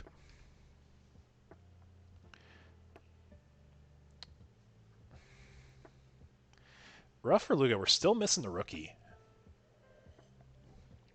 Yeah, Birds just popped up a lot in our locals. Depending on the week, they're either top tables or they're like barely missing the top tables. We definitely have lots of good pilots pushing the deck. But I played bugs at locals this week, and I went against a bird player round 3. He is 2-0 at the moment, and we're at table 1. And my play that won the game in game 1 with 0 security was going Quartzmon and then playing a Pamu. It tapped his board of like 6 birds that couldn't swing, they couldn't restand, and because Pamu was there, he couldn't use Wings of Love for game. Oh, and the other fun part, I had double Digimon Emperor down, so he couldn't raise his Biomon in raising. It's like he was just locked out from the game. Ooh, I love this Kari here. BT14 Kari is a card I would actually expect to come up in the upcoming formats. If a security is removed by an effect to hand, or bouncing it in other words, like Ancient Garurumon does, like Mirage Galgamon does, you can give security -1 on the stack. And if you go against Mirage, they lose automatically if this fixer is out. Pending they don't bounce the Tamer to hand, I guess, but they have to tech that. You've been on 7 Demon Lords. Birds are fast and aggressive. I mean, yeah, it does a lot. Birds has probably the most value-heavy attacks in the game now. When I say value-heavy, I'm talking like you're getting more than your memory's worth in that stack. Hey, we got a rookie, guys. We got a rookie. We're going.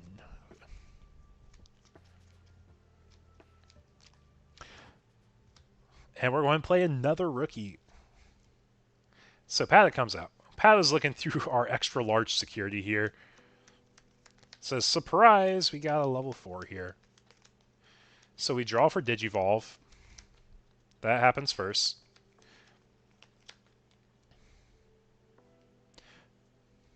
Yeah, Luga doing something. Patamon will gain a memory after we tuck a card.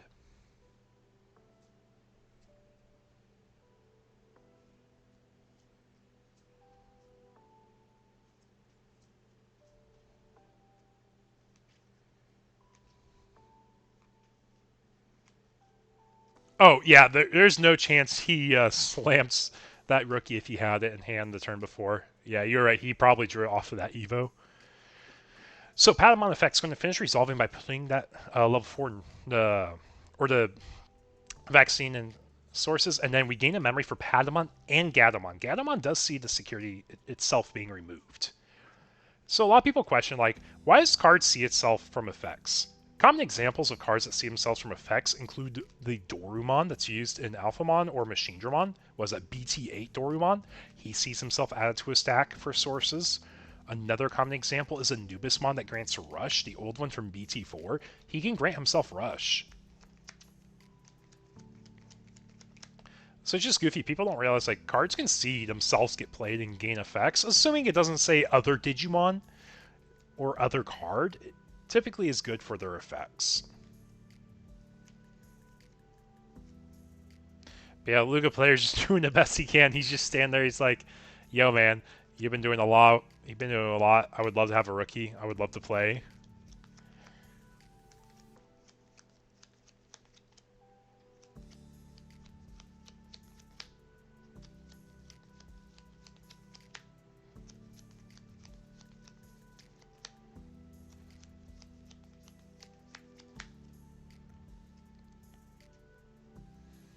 But yeah, I honestly love the yellow security manipulation stuff going on. Because it's definitely playing more like what yellow is intended to do. Like, security manipulation, not necessarily with, like, just mass, like, recovery effects. I guess these technically are, but they're, like, replacing themselves. But we're trying to build a stack. We're trying to be a proactive player with our security. So Revelation Light is going to go ahead and cheat out the Angemon. We're going to be putting that Revelation Light back on top security. So anything our opponent does that's trying to do like a Luga OTK style is kind of denied because everything has 5k or less besides a few that have like 6k, right? Because I think Tyrannomon's 4k because he's also a blocker. The Lugars have 6k though. So if you cheat those out with your Luga stack, it is possible still do your OTK wind up. Yep, sorry main, we're going to get our AG, get our memory. Got our Luga here, so we'll probably see the Mind Link, and then we're going to see the trainings get cracked, assuming we're not using trash effects of the Luga.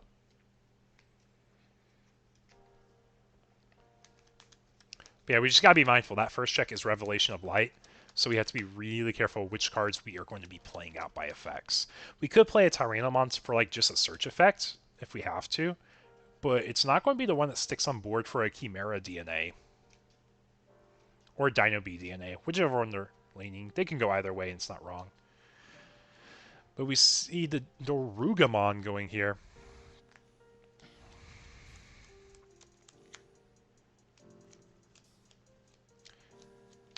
SOC pile online.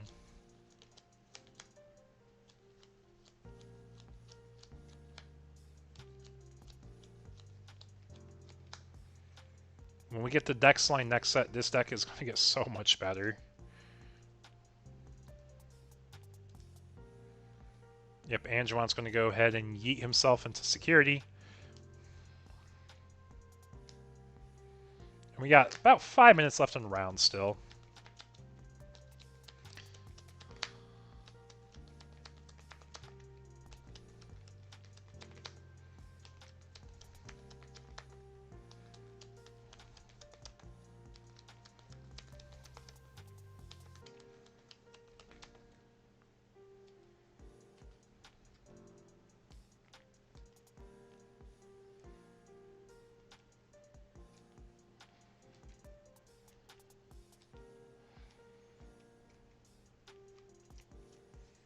Zacian next set go Bork. Oh, we're talking about the Doragora line. I think it's what you're referring to, right? Doragora is a good line. Doragora is a good line. I think it's only good for the one set because I do think it kind of gets power crept out the set after. Because like it doesn't really do anything to Mother, right? And it loses to D-Digivolve effects.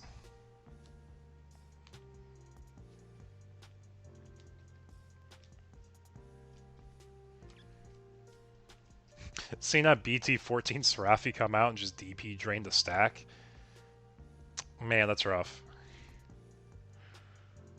I mean, honestly, we just end our turn on a 3 cost. Oh, we can't. We have to address the board. If we don't address the board, we lose. Because we got Rookie and Raising and Seraphi on field. That can just go for game.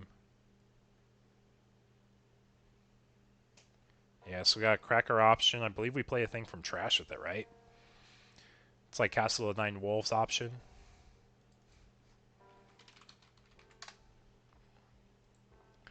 You may play one card with SOC trait from Trash. The play cost reduced by 2. So what are we going to be playing for 2 less play costs? We're going to play a Luga out for 1 memory. We got double training here. So first training is going to be used. Go into our Lugar. Lugar effects when digivolving, when attacking.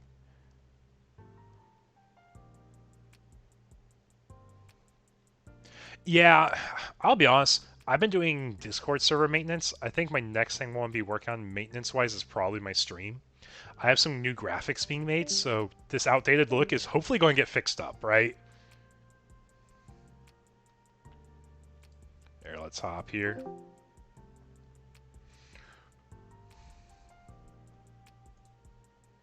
Yeah, it's all good. It's all good, man.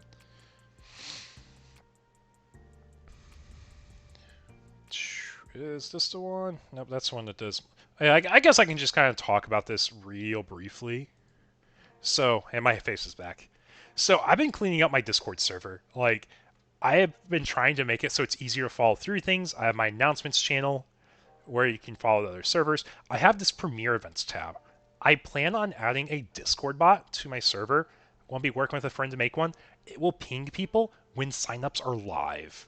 So this Premiere Event signups channel is going to be used to ping people when signups are live for Premiere events. October 1's just happened, so this channel is a little behind still, but it will be added, and I want to update this to do a lot. Other things I mentioned, rules and guidelines. We have a bot that actually works now in this server, because we can use our channel and roles tab. And these are just some of the things I'm working on right now. It's kind of bare bones at the moment, but it will be adding a lot more to this channel. I know. It's such a small thing that will do a lot to improve the server, I feel. I know, I hate that too. So that's going to be one of the big things I have coming up. Another thing I've also talked about briefly, I just got my general chats. This is all kind of cleaned up here. Also, my card market here. Nothing super crazy here. I already have a bot that goes through. Every 48 hours, roughly, it tells you the top 5 trending cards going up and top 5 trending down cards. And it does it for all the Bandai games that I honestly care about. I got Digimon Fusion World and One Piece. So if you want to talk about what cards are stonks, super quick way to check. You see pre-release cards are kind of spiking for OP07 right now. Some anniversary cards, some alts. So kind of goofy there. I don't think there's anything that's like a playable. Oh, the manga Chopper has technically been spiking up. But yeah, that's just one thing. Then for webcam events themselves, I have my webcam local signups all in this channel now. Got my winning deck list, anything that relates to my webcam events. Got my pricing stuff. I need to update this still. My Battle Pass stuff, FAQs, Battle Pass progress. And then we got a little tournament center down here. This might look similar for like some of the premier events we have. But the idea is because we have such a competitive environment of players here, I want to do my best to keep this emulating a competitive online regional. So that's why a lot of my changes I have are trying to push for that. With all the players we have coming, I want to keep things consistent. I want to keep things growing and make them better basically over time. And because people are here to play premier events, like I said, this is kind of why I have this here too, you know? So whenever you join the server, channels and roles, you get notifications for premier event signups and webcam local signups and updates. So just make sure you sign up for the appropriate roles. Yeah, I think I can even show you right there. Premier tourney pings added immediately. Webcam tourney pings and tourney tamer pings. So yeah, just a few things when you join the server, you can get roles added. Anyway, so that being said, folks, I'll be right back. We'll have round 3 up shortly.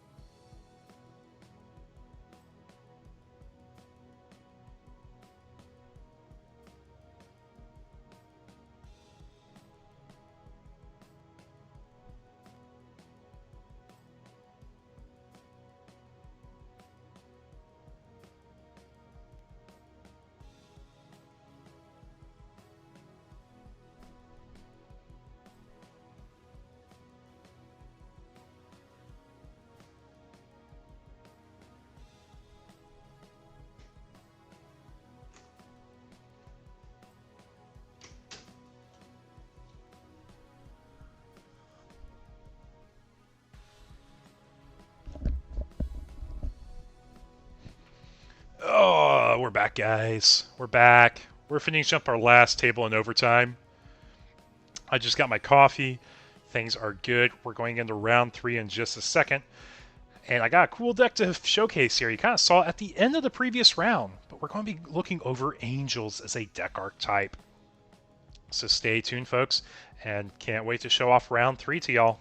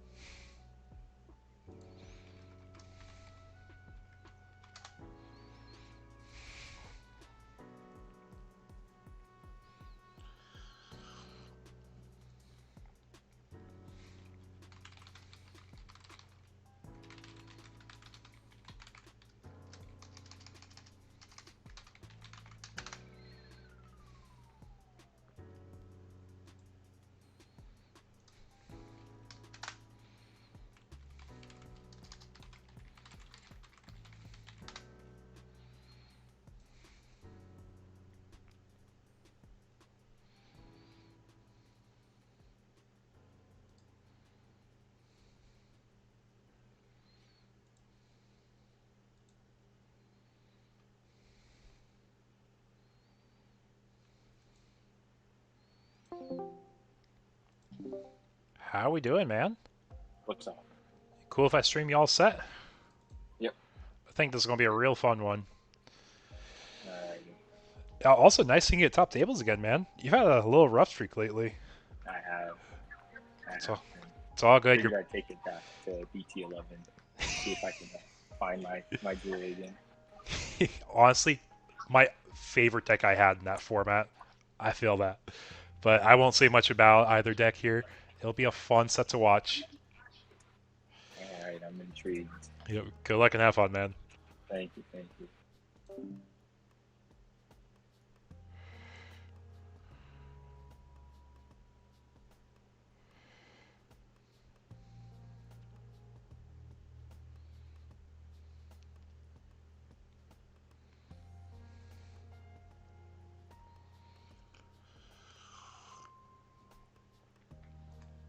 Okay, chat. Like I said to the table, it's gonna be a very fun set to watch here.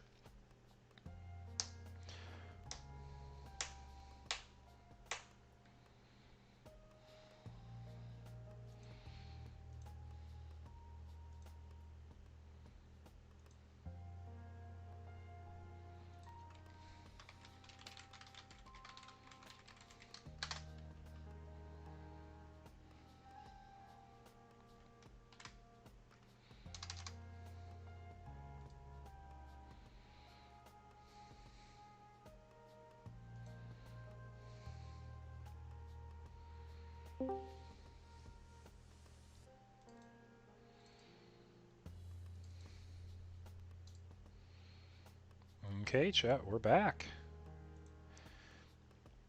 So we briefly saw Dash last round. He is going against One Eye King or Wukong CS, whatever he prefers going by.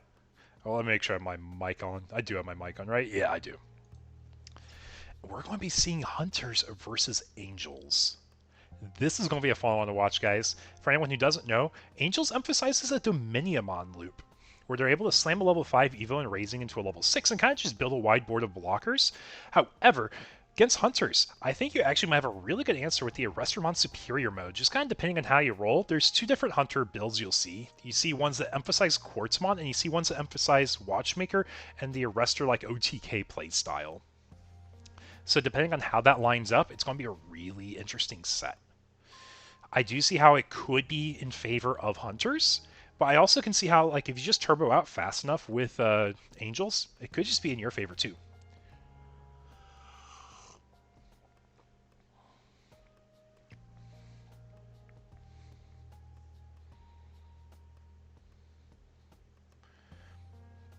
Yeah, turn on the lights. It's getting a little dark here. For anyone joining the stream, welcome, welcome. Hope you all are having a good time. Link stream? Yeah, I can drop the link. I got you. I got you.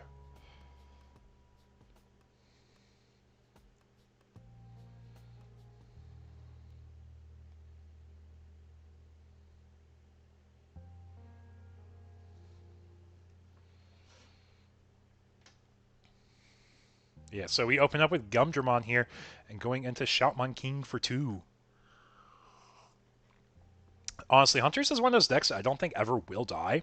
It's always going to be at least a tier 2 deck. Tier 1 is pushing it. It really depends on the format and like what's being played. I think Kari is a really good tech choice though if you're expecting Mirage, which has been playing a lot in our webcam locals lately. Because given that security -1 to a Digimon stack after a security is bounced by effect, crazy good. So we're going to draw a Shoutmon King version here, draw from the Inherit. We will be crashing into, was that the Theophany?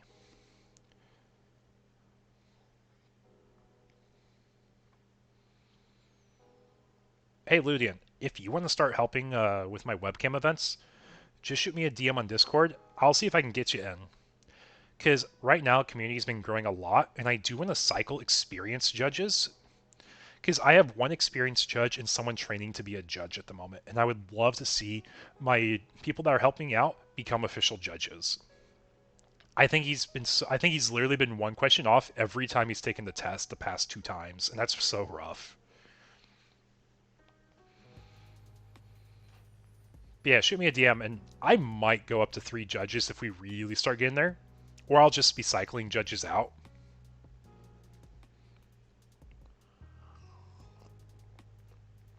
But I do offer anyone who works for me. I do offer comp. Michael's my main TO, so he does get the most judge comp. I send him 2 booster boxes every set at least. I typically throw in a few extra things for those packages too. But that's the minimum I'll do at least for my TOs and judges. It's like I will set them up with product. I'll try and make sure they have access to it. So we do have the U-Tamer for Hunters. It's not quite the strongest opener because we really do want to open the Taikis, but I think we're going to see Dominion Loop starting here, guys.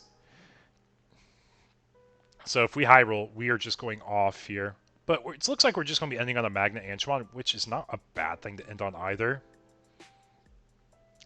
So we finished resolving Dominion. Now we do the latest trigger, which is the Magnet Angemon to recover 1 on play. I'll be honest, Hunters is easily in my top 3 decks of all time. Like, I did not play this during its peak in BT 11, 12-ish. I played this in BT 13 as my first deck coming back after I took a break, and this brought so much joy to me. The play style, the lines you have is so dynamic, the ways you can get lethal. I mean, Hunters has been a very good toolbox. It can be affected by Quartzmon, right? I can't remember what the mini's unaffected from. I always have to look at that.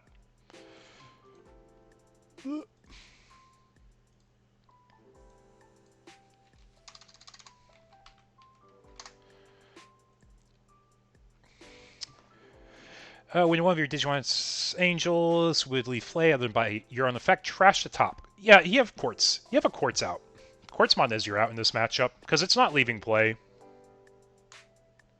So if he's leaning on the Quartz heavy build, which is like the original build of Hunters, I think he has a really good way to win the game. But if he is leaning for like the pure like OTK-ish type build, it might be a little rougher, where you're emphasizing like the quad Watchmaker. Yeah, it will take a minute. It will take a minute. We also need to see more Tamers, too. Lacking Tamers is so rough right now. So, we have Dash on the top here. He is playing Angels. That's probably just the best way to put, like, the Dominia loop deck. In the bottom, we got Hunters here. Hunters has been struggling to find its cards. It does have the 2 Armon, so it will be de-digivolving that Domini. And for anyone who does not know, a Digimon being de-Digivolve, it does not count as leaving play. So it's kind of like the whole Galactimon deck. Leaving play means you're leaving the field, like the Digimon entity stack. So being tucked from Superior Mode is one of those instances. Being deleted, being bounced to hand, being put into security, it's leaving the battle. But de-Digivolve keeps the Digimon entity there still. So like Ludian mentioned, it's one of the outs they have. And the thing is, like, if you go into Superior Mode, you're not really solving your problem with your board. And you are open to aces right now, too. That is kind of rough.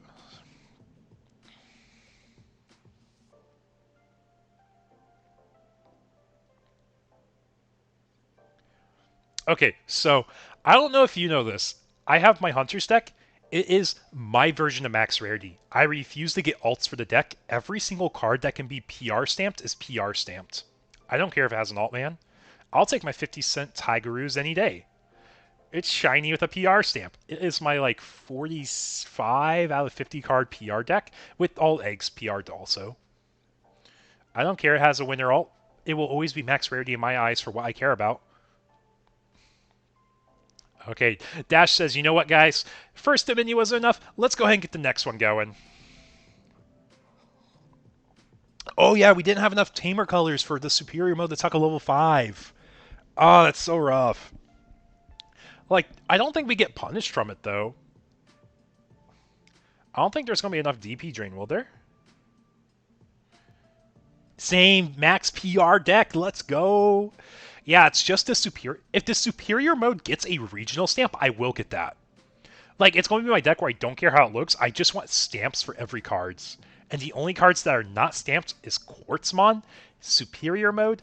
Omnishout can be shiny if you get the Topper foil, which I don't care about as much. I just want a stamp. It's my stamp deck. But everything else, I believe, is stampable.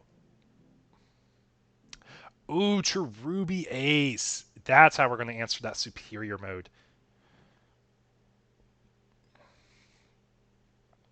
How are we doing, Aunt Sam? Hope you're enjoying the stream. We're chilling here. Dash just took down the Superior Mode. Like I said, Hunters is not doing super hot this game. They're just not drawing their pieces. A Watchmaker, a Taiki, lots of things that could do a lot to help them. But sometimes, like, you just don't draw the pieces you need. Like, I think he actually saved and crossed into a Dracmon early on here. And we're actually going to Evo up. Hopefully it's a Shout King dropping a Tamer for one. Oh, we have to do the Gacha Dame. I mean, if he has to Dame here, he's probably... Oh my gosh, no. I was going to say, like, if he's going Dame, he ideally probably has no Tamers in hand. But it just might be the only 4 he has.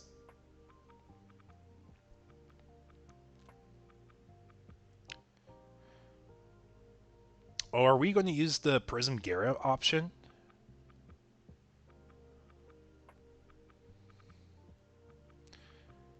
Yeah, I believe that's Prism Garrett. Lets you Evo from trash, if I remember correctly. I know it manipulates Evo. Yeah, Prism Garrett. For one, while you have Hunters, you can ignore color. Place 2 cards with save in their text from under one of your tamers or trash at the bottom of one source. So you work with your trash sources, and then you get 1k for each card, or you just get 1k. Place up to 2 cards to save in their text from under one of your tamers. Trash at the bottom source of one of your Digimon save in its text. For each card placed, that Digimon gets 1k. So it's just like a 2k. But he is getting a lot more draw. So I think he's just trying to unbrick right now. Yep, and we are going to use the super save effect to save a source and another source.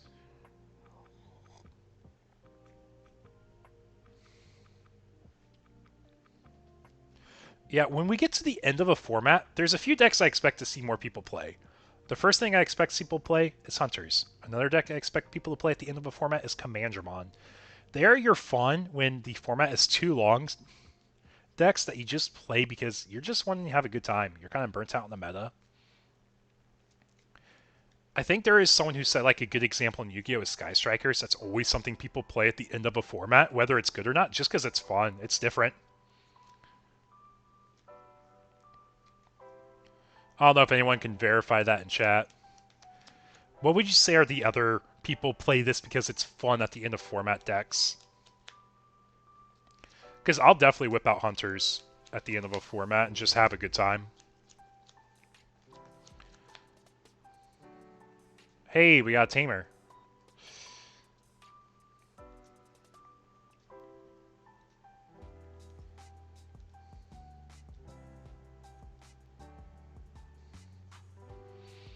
But welcome to anyone joining the stream. We are in round 3 of the Webcam Locals. This is table 2. We got Hyomin versus Wukong. Yeah, see, Royal Knights and Davos. That's another good one. We've had lots of Royal Knights in Austin. And Truby's going to alliance that Patamon. We're going for 2 checks, so we're like 13, 14k.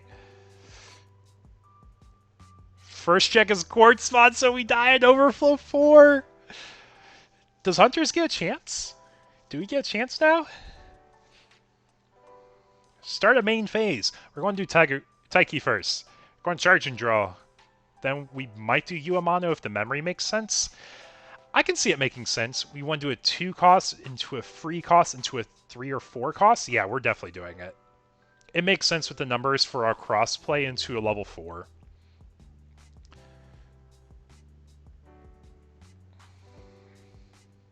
But does it give us out? Because we are short 1 Quartzmon now. Oh, we can use a level 4 in fact to bring it back and then do an Astamon Slam, right? Psych into an Asta.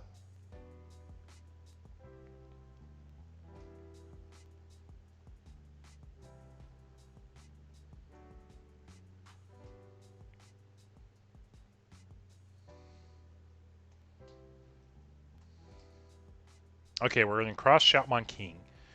Shoutmon King effect. We're going to play out another Taiki Tamer.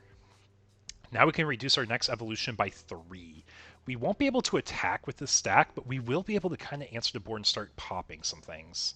So you're probably going to see the inherits we don't care about as much. Shoutmon being one of them makes sense. Probably Omni Shout. Yeah, you don't want that. You don't want to win attacking or jamming inherit yet. Purple makes sense, I guess, if we have a lot of them, right? So we go into Superior for 2.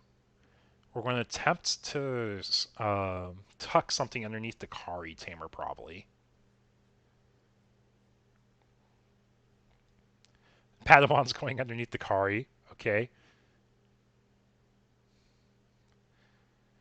Watchmaker for 3. Just can't remember, we cannot attack because it was just played this turn. It's going to be one thing that people forget. Happens a lot. Happens a lot. Because we're so used to everything having rush. Okay, cool. We're making sure game state's good. So it's not the end of the game still. We have potential outs. We could see a Melga passing turn potentially against Dash if they run the Melga Ace. I know that's been a common inclusion for hunters at times, especially when we had like that weird pocket meta where it's like, here's your box topper Ace Melga and here's your box topper Ace Ward Gray. This is how Ace works. Which honestly, great way to add like new mechanics into the game. Just tease it with like a box topper like that.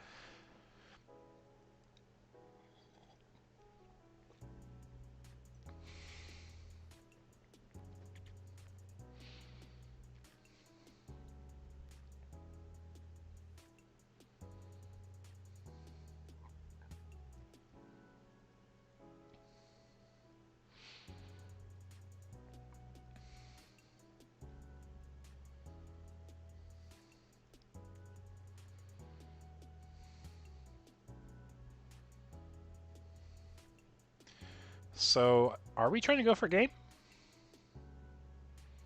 Okay, he says, okay, I'm probably not going to keep the stack. Let's go ahead and block something while I can. Which I can get behind that play. It makes sense.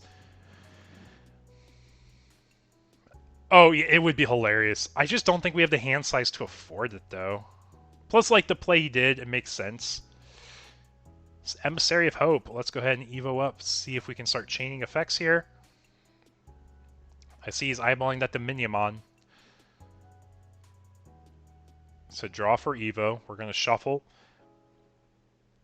Then we're going to recover. Oh, wait, do we need a TK or is it generic recover? I can't remember. I think we need a TK to do the recover effect. But then Dominion does his effects. Yeah. Dominion's going to go ahead and play a dude.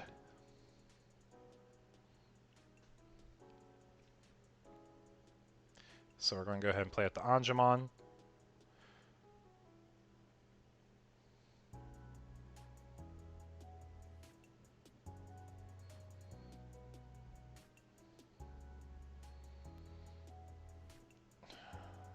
So we got the Drac there.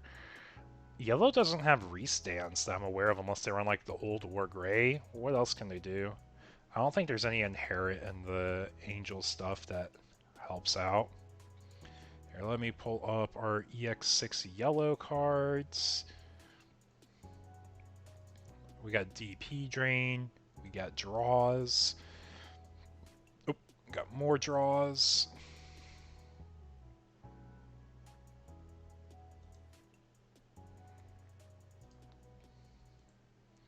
Yeah, I think it's just DP drains and draws. And then blocker inherit. Yeah, just blocker and alliances. I don't think there's any way you can cheese out game right now. So Hunters will get another turn with double Watchmaker, double Taiki, one U. So we might see them attempt to go for game if they have a Quartz out. Because we saw one Quartz in security. If he has more than one Quartz in security, that would be rough, man. Going to gain a memory from you, so going up to 2. We have 3 reductions on Evo. So we have to have Asta to make it work, unless we go into an Omni Shout, right? Oh, we're just going to cross. We need a cycle. He says, bro, I need my outs, and I need them now. Also, there's not a lot of deck left. Classic Hunters thing. Classic Hunters thing. So we are at 0 memory.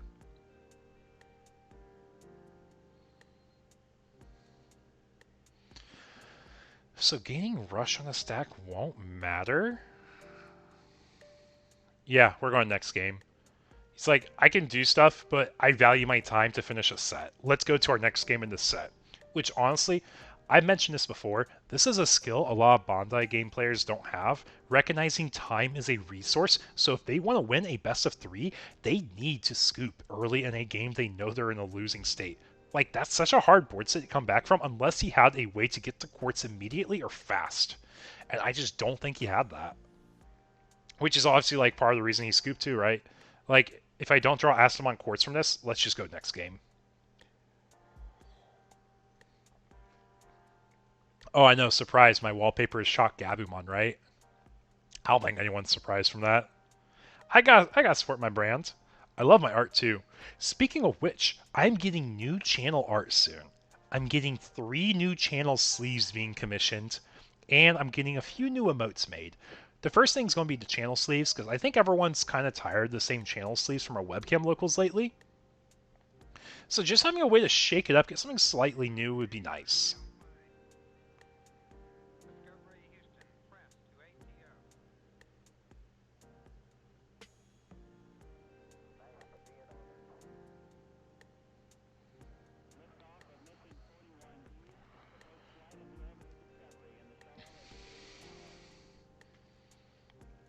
Yep. Going into our next game, Dash taking game 1 with Angels or Dominion Loop. Whatever you prefer calling it. And we are in the mull phase, so we're going to go ahead and mulligan here. So something that you can do in the best of 3 also, that's something I try to tell so many players. I see it, people lose, just go to time due to them holding on to a losing game for so long. I mean, yeah, it's like I said, it's a hard thing. Pokemon, it's required to know that. If you're not playing in Pokemon and scooping in a game you lose, you're literally throwing away like a chance of winning a set. I've had that work in my favor. I was losing game 1. I'm bricked hard. Like, sure, I can maybe draw a weird out, but I scoop that game. We go to game 2 after 5 minutes. Because you used to do so many search and solitaire effects that you want to make sure you have time to actually play your game 2 and 3. 20 minutes apiece for your next 2 games is fine. But if you're playing more than 5 minutes in a game you know you've lost in the first 3 to 4 minutes of a game, you literally threw out the chance of winning a game 3 unless you have like a high roll like win or low roll for your opponent. And like we said, it's just something I don't think players recognize enough.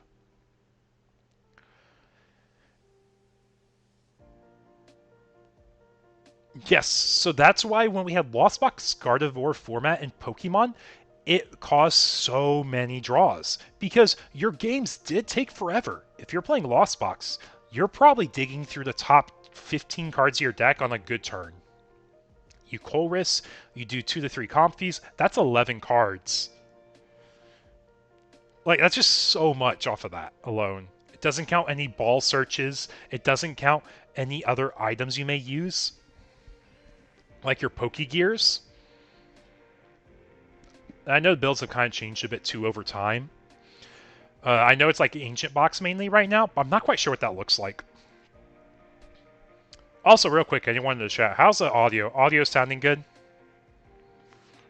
I can never tell if the audio is good or not. Because it's just like, oh, my computer sounds good, right?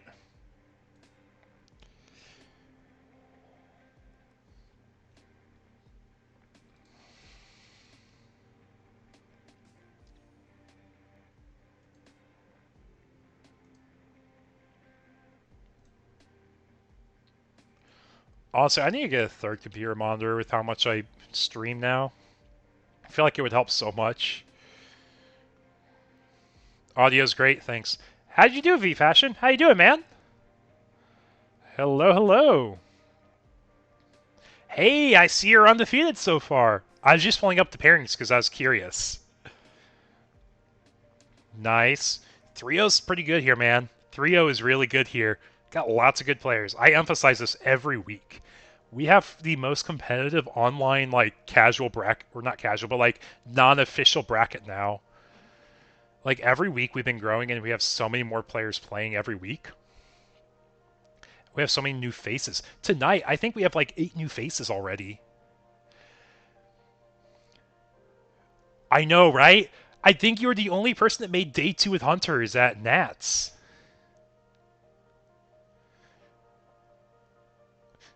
It's been going good, man. It's been going good. I'm excited. We have a really cool, diverse meta, and I love seeing... We talked about Hunters being one of the coolest decks that people bring out at the end of a format because it's just fun. It's dynamic. They have answers for everything. You think, what's relevant in the format? That's how you build Hunters. And this 2R has been putting in so much work in this matchup to de-Digivolve the minis.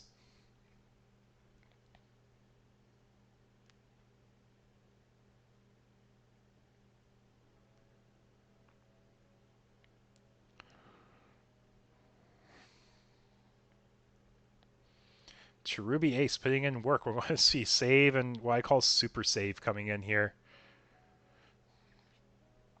That's just how I shortened the bazillion lines of text for save this source and another source from trash, save and super save.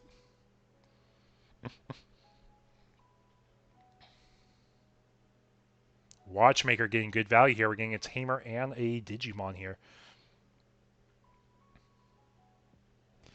I'll be honest, I hated 2R in early builds of Hunters. I didn't think it was good in BT13. I think if you're on it at more than a 1-of, you're just kind of like a weird or bad build of Hunters because how competitive the space is in that deck. But I think now it makes the most sense to put it back in, right? Especially with aces. This is one thing I don't think people realize. When aces are being put into the game, D-Digivolve is one of the best keyword mechanics because D-Digivolve is not just digivolving for its amount. It's its amount minus the overflow from an ace being D-Digivolved. So if he goes into another 2R, D-Digivolve the Cherubi, that's going +3 off of the evolution if it goes over a level 4. Or it's for +1 if it's going over a level 3, right? It might be 2 costs. I can't remember if it's 2 or 3 costs. But like I said, D-Digivolve gets so much better in the future formats. So we're going to start with a cross from Drachma. We're going to be tucking up to 3 Tamers. Bottom of our deck, we're going to be tucking 3. Excuse me. And we're going to be drawing 3 fresh cards. Cycle our hand. Hopefully drawing out to what our board state currently is. We are going into that Gumdramon here.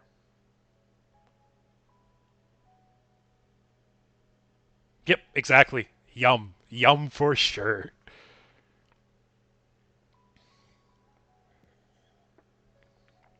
I like this play. Choking our opponent at 1, cheating out another Tamer.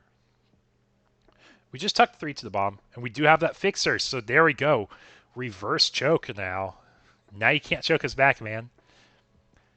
The only thing is, they could go for game here. They could go for game.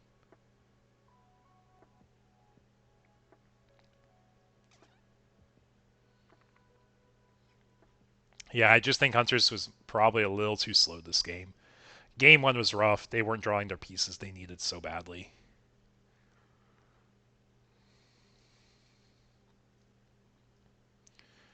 Yeah, 5 bodies on the board, 3 security, 1 blocker.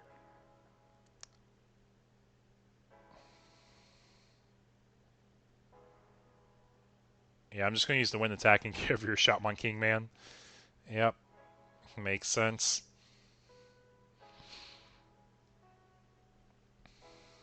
Yep, Cherubi Ace. We're in an alliance.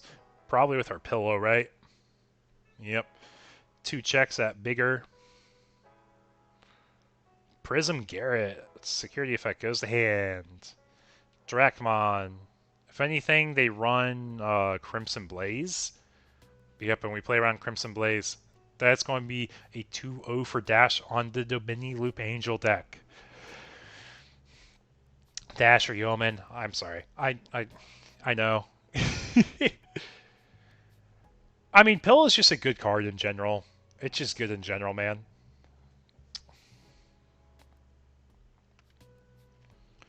Can't Summon by Effect is probably one of the best floodgates we have right now. Let's take a look at Table 1, see how they're doing.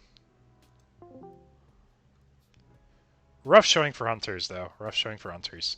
Table 1, we got Nume Monze versus a Red Hybrid.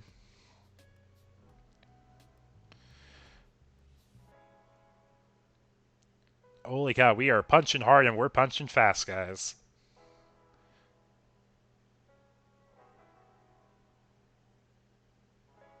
Yep, the Kuya gets another check here. It's an Uko. 1 security left. Got an Uko. We got a Suno with Chikuri.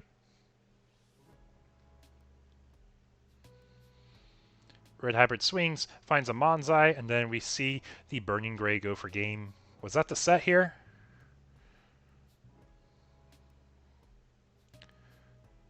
I think we might be going to a game 3, maybe? Or that was the game 3, I'm not quite sure. Got 9 of our 16 tables finished already with 16 minutes to go in the round still. We might have a really quick next round if that's the pace we have.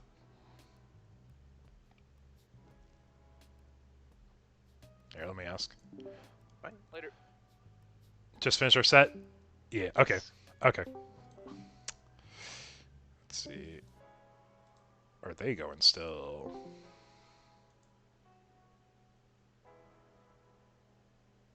Then go the bond on top of that. But you have to have like the mat not set up first, and you have to play for reduced cost. Yeah. We done with our set here already?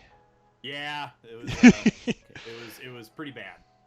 It's all good, man. Hey, you're at table 3. That's a really good place to be at round 3, man. Yeah, I feel pretty good. Yeah, our tables are finishing really fast this round. Holy cow. Got like 15 minutes. Do you know how many rounds is it going to be? We always expect 5 rounds if we're at 32 plus. But it's possible we end early if we have an undefeated earlier. Okay, that's fine. So y'all are not adopting the new Bandai rules that you have to play your prescribed number of rounds? That's usually only for large scale events. Yeah, I but think yeah. Like, Yeah, we try. We're trying to. Sorry. Yeah, it's all good. I was just saying, we're trying to emulate Premier events the best we can, just because we have the most competitive players here. But that's what we're going to do. We're going to be ending at 1 undefeated because it is a webcam local still end of the day. Yeah. To be clear, I am pro doing that. I wanted to make it clear that I don't mind playing 4 rounds if it's possible. Are you reporting? I just reported it. Okay, cool. Thank you. Good games. GG's. See ya. Yeah, take care. Okay, guys. I know, they just left me, guys. They just left me, chat. Okay, let's see. So that's all of our undefeated tables for now. Do we want to hear a rant? I can rant. I'm good at ranting, guys. Here, give me a second. Let me switch over my view. Not wanting to play 9 rounds? No way, man. No way. Okay, let me start here. Stream setup. You guys can see everything? Cool, cool, cool. We got my stream. We got my face. We got everything. So, I haven't shown this yet for tonight. This is our metagame for tonight's local. We have 33 players. The most common deck is Blue-Green Imperial. This is one of those decks I expect people to play at the end of a format. Another deck I was talking about, Hunters. Only have 1 Hunters. Got 1 Bielsa. Those are decks I can see being played. Maste, that's another one. Mirage is the one that says, I'm tired of this format. Let's play something fast. Nume, it's fast. It's good. Makes sense. Belfay, that's just saying Demon Lords. Rapid is rapid. It's a little slower. Red, Purple, Imperial, that's cool. Not doing too hot, but it's there. It's cool.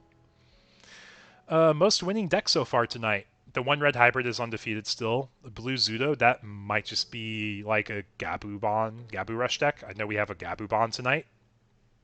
I think we had 2 of them. No, we had 1 Gabu Bond, 2 of the Mirage Duo Trio mashup decks. Got Ragna not doing so hot tonight. But yeah, nothing too crazy here tonight. But yeah, crazy turnout. Love seeing the large crowds. It's always super fun, especially with how, I've said it so many times, how high skill cap these locals are. But just kind of showcasing some things. For anyone who doesn't know, I have a Battle Pass system I run for my webcam locals. This is what I'm pushing out for my Season 2 Battle Pass. This will be starting on 8/19. So, what is that? August 19th? Yeah, August 19th. It's going to be going for 11 weeks. Basically, the idea is you can put $35 up front, or you can place in the top placements of my webcam locals the week before we start the Battle Pass to get a free Battle Pass. But the idea I wanted to push here is I wanted to promote players to keep coming back. I want players to feel like they're being rewarded for playing in these locals. So that's why for the next season Battle Pass, I'm emphasizing streaks. Every 3 locals you play in, you get a point on your Battle Pass. You play 3 weeks in a row, you get 1 point for participating, 1 point for participating, 2 points for the streak and participating. That's 4 points. And if you placed in one of those 3 events, you just got a free entry for your next event. Because every single 5 points you get is a free entry or 3 booster packs to the current set. It's just one way I want to push people to start playing in these events. Now I'm also doing raffles every single week as well for premium Battle Pass holders. So just one cool thing I'm doing to try to push a community, keep them involved, keep them playing, try to make this as friendly and budget-wise as possible. So if you are playing in my webcam local where we have our special ban lists, I've already mentioned it. Ukumon's going to be banned in this event. Nume X is going to be banned. XV, Emissary Hope, Awakening, and then Thomas. All cards going to 0. and we're bringing back 4 cards. Greymon X, Jet Selfie, and Sunrise Buster. We're playing a hybrid format. I'm going to be pushing the hybrid support cards and the hybrid Tamer hate cards too. So that's why these 3 were chosen to be unrestricted. Plus, it's just a fun format too.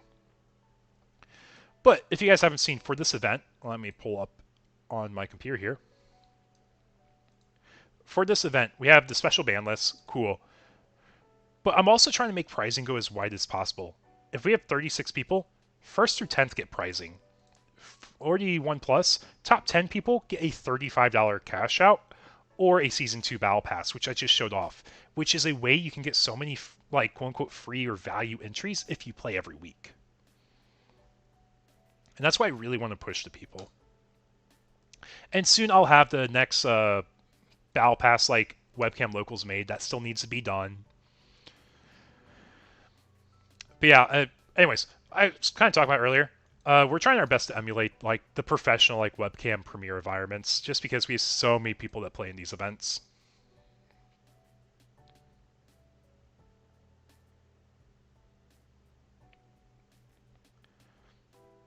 Oh yeah, when I say cash in, I mean redeem. Redeem's probably a better word. Yeah, because the first Battle Pass I had a cash out option for some stuff. You are right. Redeem probably would be a better word to use for that. But anyways, I'm going to be right back, folks. We'll have round 4 up soon.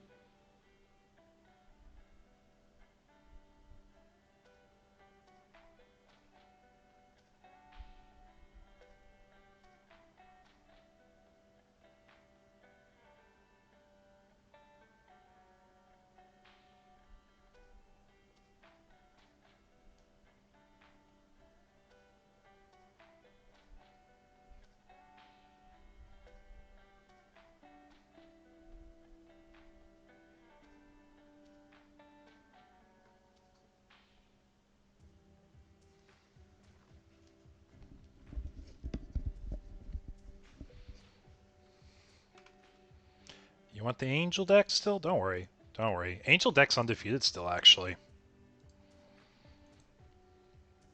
So a good chance we'll showcase it next round. I just don't want to like show the same deck on stream so many times. But we might, because there's only 4 undefeateds left. And I think we've seen them all at this point now. Plus, I think people are ready to not see Nume every round, right?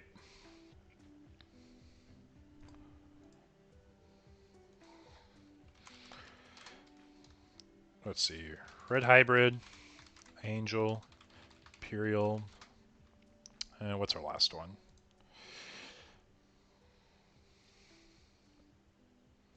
What's this person again?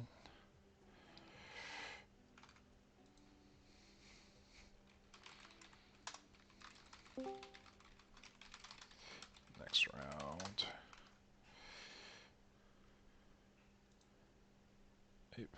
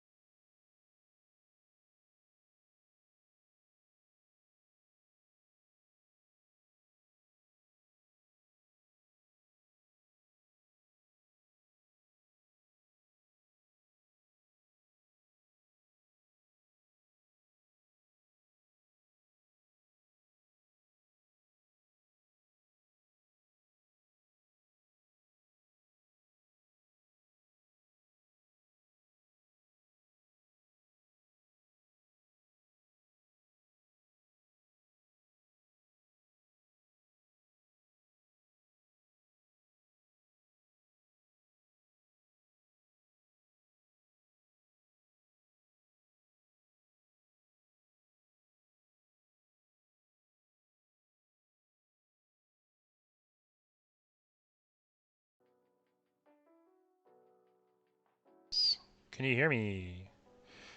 There we are. Got round 4 up, folks. Got 4 undefeateds. And we're going to be streaming a fun match here. We were asked for Imperial. We're going to get Imperial. But not only is it Imperial, it is Imperial versus Angels. So I appreciate you guys wading in here with me.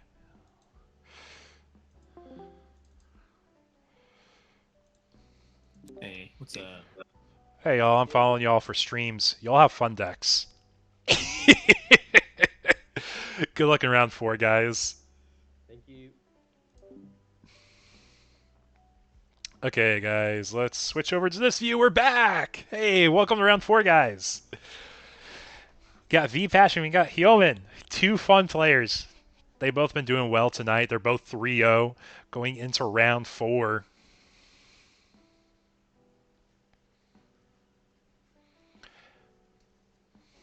Yep, so we got Imperial and Angels. I honestly don't know how this spread's going to be. Like, what happens on paper? You got a bunch of blockers at Dominium on, but then what does Imperial do? They make sure that they can't unsuspend, but they only suspend if they're blocking. I think Truby Ace can do a lot here. It's not a Valcase, though, which is actually really different. Because we saw Truby Ace used a lot. He has the Ofani Ace, which I don't think does a whole lot in this matchup either. Partition's going to be a real good keyword.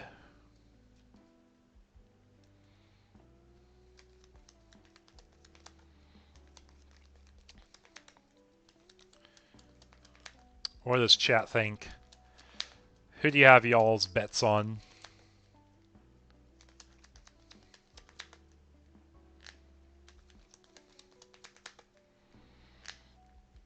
Well, that being said, we're going to see our players start off with the mulligan phase. Yeoman says, nope, not this hand. Not this hand. V-Passion says, this hand's good enough for me. We will make this work. Imperial's a really good deck for its consistency when it's like getting its stack going, but getting the stack started is the hardest part of Imperial. So it's really find your dual tamers, find your searchers, get your stacks popping off, because if you don't, you're doing nothing in that game.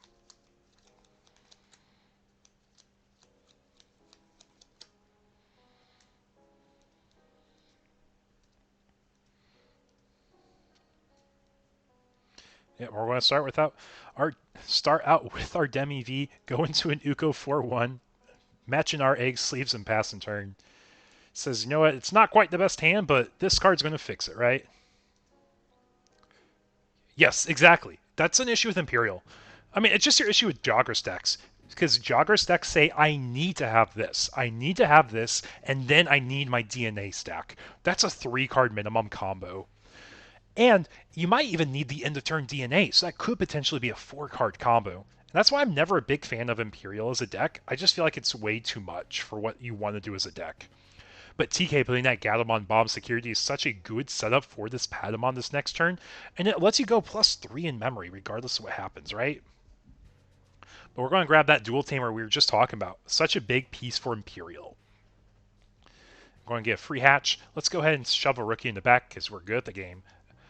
Got a Vmon, we're going to draw, and then we're going to go ahead and probably play that Dual Tamer if I had to guess, because that basically guarantees if you have another search rookie that you can DNA this turn. And he might just chip with the Uko, because he might acknowledge Uko's going to get nuked here from DP drain effects. Yeah, that's what he's acknowledging. That's why he's going to swing and chip right away, get rid of that level 5. One less card for yellow to manipulate security with, too. Then we're going to play our Dual Tamer here for 4, putting the opponent to 3. Imperial having 25-ish cards in my hand, but no green level 4, and somehow no level 5. I mean, yeah, that's why I'm saying, like, that's why I don't like DNA decks normally. It just feels way too combo heavy for what I like doing as a game plan. Because let's look at it in this perspective. You have Imperial, which I said needs at least 3 cards to pop off. What does Mirage need? Mirage needs any level 3 through 5. They don't care what they are. They all work. In fact, you can sometimes go with just a level 5 and level 6 and call it good. Because Zudo Ace playing for 4 with a Mem boost is really good. And once you get Mirage established on board, You're just doing Mirage things. But Imperial, if they just don't have their pieces, they don't have their pieces, man. They're doing nothing. They're sitting there. Like we said, they're flat on their face. They're watching their opponent play the game. They're just wondering, why can't I find my cards? But we're raising his Gatomon, getting 3 memory because we got Pada memory, Gato memory, and TK memory. So much free memory there. Going player Sala out. This is the BT16 Sala going to Anjumon for 3. Then what are we doing here? We're going to swing security. Find a Vmon, so no need for barrier.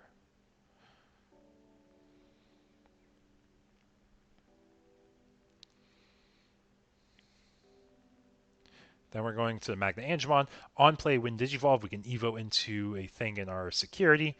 We should remember from our Patamon if we had one or not. Oh, I guess we had the blind recover from Pada. No, Pada is a force recovery. You have to force it from your hand. It looks like we got nothing there. Just making sure, yep, this was my security.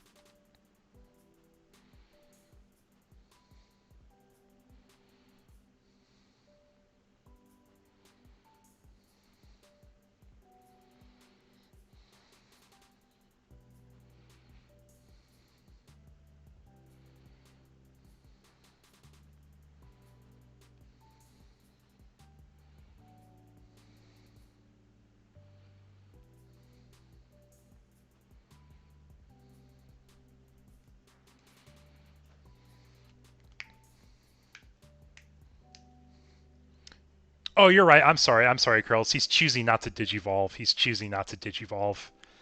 That's the tactical thing. You don't want your opponent to know what's in your security.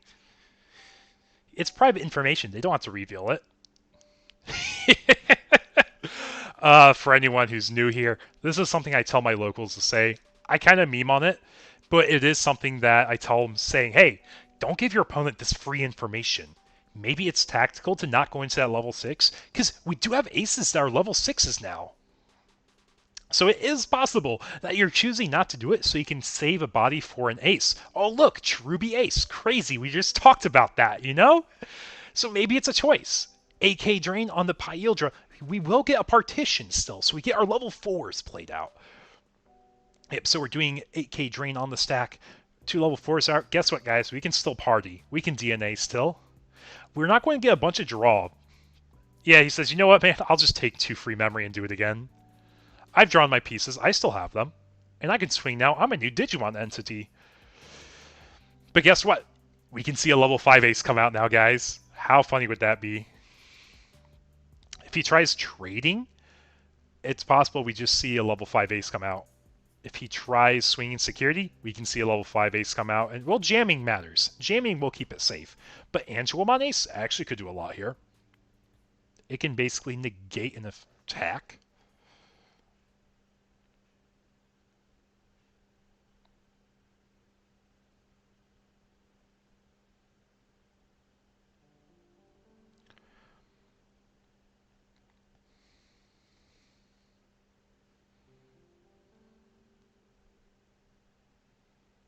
Okay, thank you, my judges.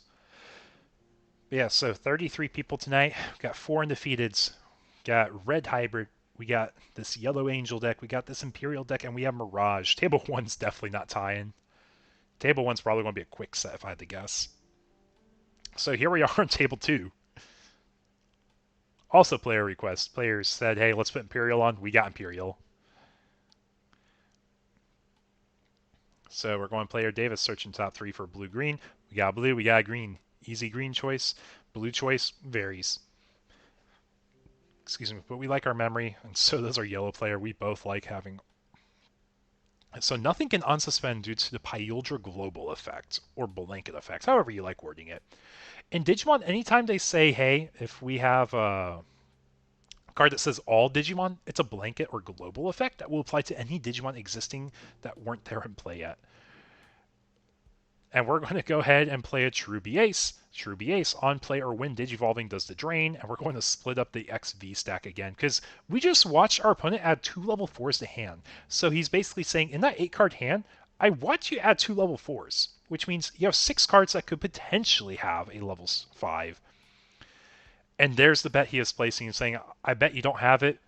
And V Passion said, I don't have it, man. Or I may not have it right away, but I got a free search. And there it is. He has the DNA now. But we're also setting up a lethal this turn, too. Because does Imperial get lethal off this board state? We're going to spin something to the bottom of the deck. So where are we spinning? It's going to be a Gatto or Angemon. It just really depends. I think it's probably going to be the Angemon. Yeah, makes sense, makes sense. Do we gain the memory from our Davis Ken Dual Tamer? Because we can tap it. We just don't really have anything worthwhile to source strip.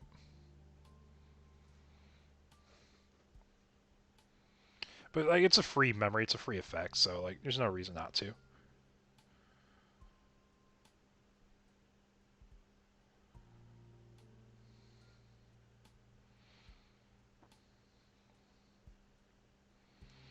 Yeah, anyone join the stream, welcome, welcome. We're in round 4 of our webcam locals.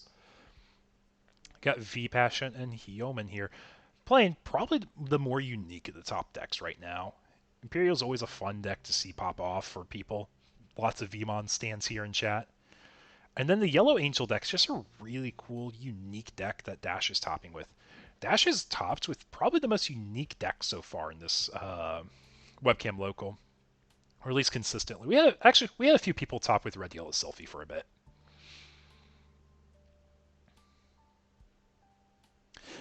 Oh, we just saw... did we see another Cherubi Ace there? Yeah, we did. He says, you know what? I need the best defense possible. Let's just keep acing them. I dig it. I dig it.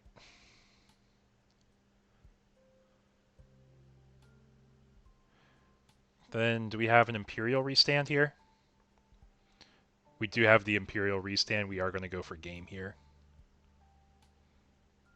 Yep, suspend the thing, swing. Well, if he gets aced with a level 5, it is possible that he gets out of it. Yeah, no level 5 ace. Okay, okay. So that was our game 1. Imperial got it. They were able to partition just enough so they were able to get through all the... Or the partition value was able to get through all the aces. Yeah, this is just where like you really want Valk. But I don't think Valk has the traits you're looking for in the deck, right? Because you want your angel traits? Let me pull it up here.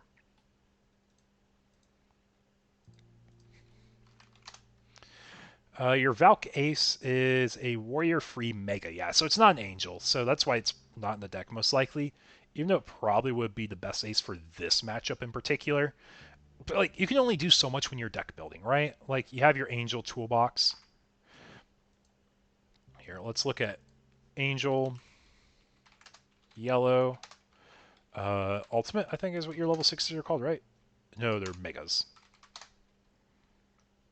So the aces we have access to is Cherubi Ace, Mastamon Ace, Seraphi Ace, Ophani Ace. Or at least the ones that we'll probably see played. The Ophani Ace does a recover and an 8k drain. It's pretty good. It gets rid of a Pyldra stack still. Cherubi Ace, we've seen that card go wide and kind of nuke bodies. We didn't get a Domini. Getting no Dominion definitely hurt. Seraphi Ace is pretty solid. It's a recover and a tempo bounce. But it doesn't really out Imperial still. Going into game 2 of round 4 here.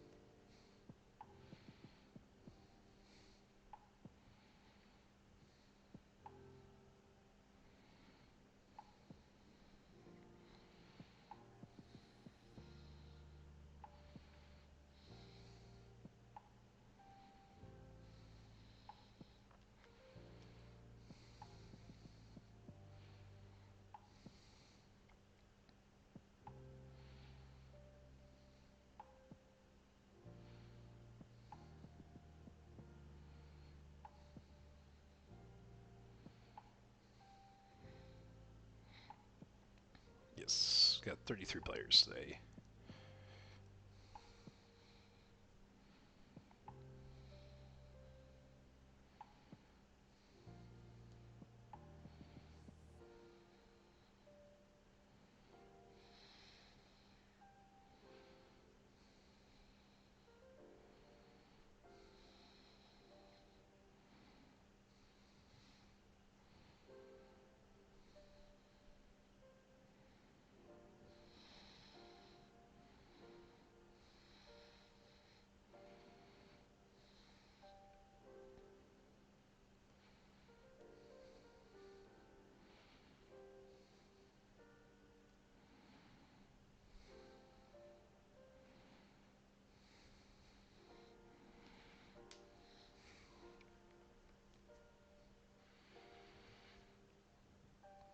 Okay, so we have a Domini this game, so it's actually going to be a very different tempo game.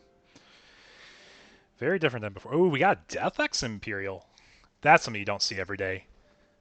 So it goes over black or purple, which, if you guys remember, there is actually a, whatchamacallit, a Magnamon X in the deck, so it's possible to Evo over it, which is kind of funny. Or we can just slam it. It just really depends on what we're going against.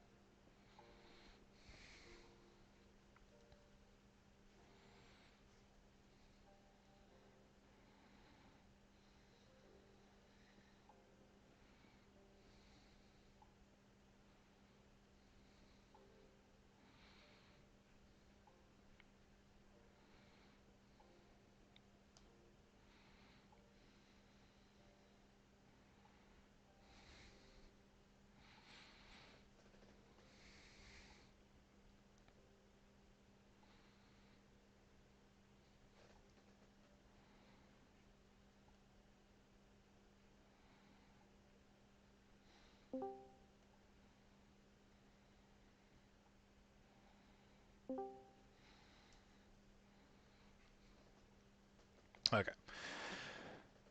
I love my judges. My judges are great guys. They do so much work to keep these server and events running as smoothly as possible. Got 2 of them working tonight. If we have more than 32 people, we always have 2 on call. As much as I love having one judge always working, I just don't want to overwhelm them too much, especially since we do have some TO stuff going on in the background too. Okay, so we got Domini versus the Pyildra. I think the Domini stack's honestly just kind of like shutting down what Imperial wants to do right now. The only issue is, if we run out of time, there's a chance we just go ahead and end the tournament after this round. So if Domini wins this round, they don't get a chance to finish Game 3.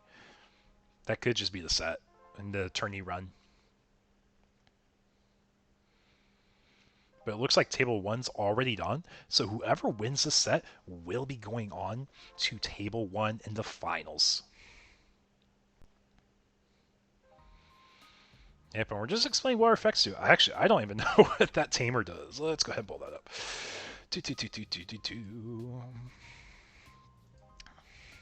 So I know it's one of our box topper tamers we could get in this set. So the TK Kari tamer started main phase and on play. One of our yellow Digimon gains barrier until the end of the opponent's turn. Your turn, when one of your Digimon is played or Digivolves, if it's one of the angel traits, suspend this tamer, gain 1 memory. Okay, that's cool. So it helps with the Domini loop is the idea here. And with the Magnamon X blocker here, cracks me up. I love the idea of him being there. Yeah, barrier's kind of relevant, right? It's kind of relevant. If they tied, the tournament would be over because we have 1 undefeated. We had 4 undefeateds going into this round. This is table 2. Both players are undefeated. Table 1 has already finished. It was Red Hybrid versus Mirage, a really fast set, you know?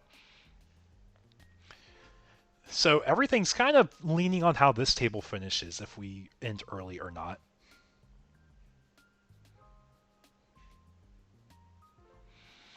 Yeah, I think we're just looking up. There's lots of cards we don't know what they do here.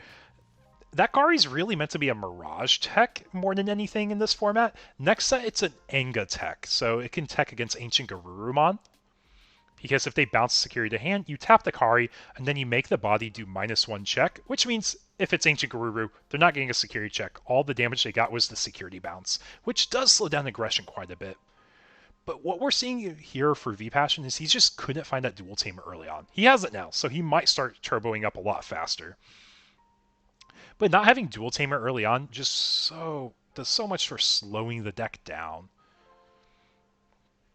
So now Yeoman's kind of looking and assessing, is it worth pushing out my stack? Am I going to do anything worthwhile with it? And I think if he has any of the level 5s that Evo with security, it's probably worth using.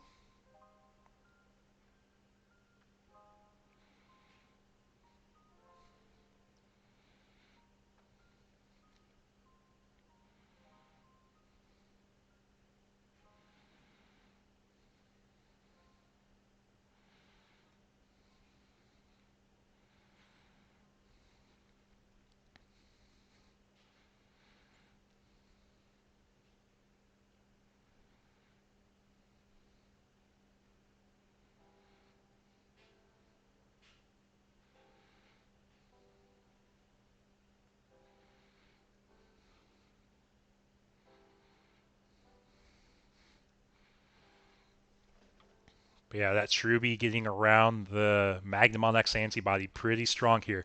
It's one of the reasons that card's starting to see play in New Mage, just because it's a cheaper out for the Magna X deck, and we're going to see Alliance for 2 checks here for Cherubi.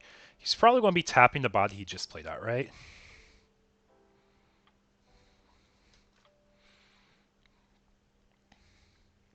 So what is that? 1, 2 checks, go down 3 security. So we're probably not going for game this turn. Unless there's other effects I'm just not aware of that Yellow has. I don't think Yellow has restand effects that frequently, though.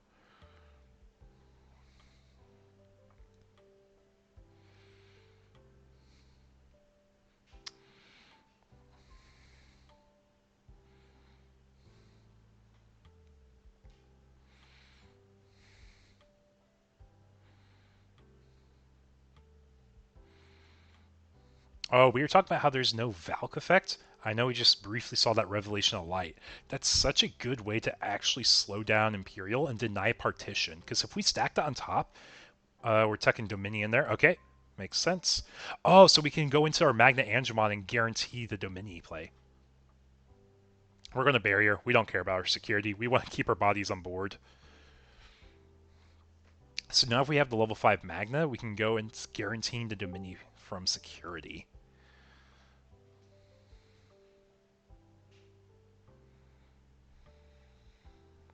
If our Togos from adding card security, we're going to swing the rookie here, find an Imperial. I think we might see them slam or Evo into the Magna. They do have the one body there. I think it makes sense to slam a Magna if we have one. Revelation Light. Okay, I'm on board. I'm on board. Because I don't think we have any combo play that says on play Evo from a level 4, right? Yeah. So we're just going to go ahead and shuffle our security up. And then tuck that Rev on top. You can't partition against me now, so good luck, he says. I think that Vmon does give 1k to that Elydramon, so he will be able to get the swing against security still, and not force the armor purge. I always have to remember what the Vmons do. I know Vmons typically have DP inherits now. But we do have our start of main phase, play out the free rookie. This red Vmon is 2k on your turn, yeah. So you can swing and Elijah won't be dying, but the rookie would die here to a Revelation of Light. You gotta remember Revelation of Light's there, man. could be ace still too. I think he acknowledges that, and he's just looking for pieces too. Oh, we are going to get aced. Angel Woman ace here. Angel Woman on play / Digivolve, and we trash our top security. And guess what? This effect still applies, because if it's trash, we get it. And we give another body, minus 6k, I believe it is, lingering math. And then that Vmon's going to die because that Revelation of Light is in play. Angel Woman ace recovered the security. And we're setting up the wall against Imperial. So we were talking about this earlier. If we're thinking about it, I don't think this is a board state Imperial's winning with. So yeah, there we go. We're just talking about, we're scooping. We're going next game. We want to try finishing this set out the best we can. Because if we don't finish it, the tournament will be over. So if these players want a chance of getting first place, they have to play out game 3. And how much time do we have left on the round? We have 20 minutes in round. So yeah, it's a good time. 20 minutes for a game is very doable. Yeah, both players recognize, hey, we got to respect the timer. Let's go ahead. Let's set up. Let's shuffle. Yep, exactly. Yeah, Ludi and I were talking about that in chat. Like, it's a skill that top players have, I think, in this game. And I think it's something a lot of average players don't have. Oh, you're undefeated at table 1, aren't you? You're undefeated at table 1. Yeah, so, first of all, nice having you here, man. Nice having you here. I think it's your first time out here, right? I don't think I've recognized you playing here before. I think you were recommended, or you were referred by Walter or Law, right?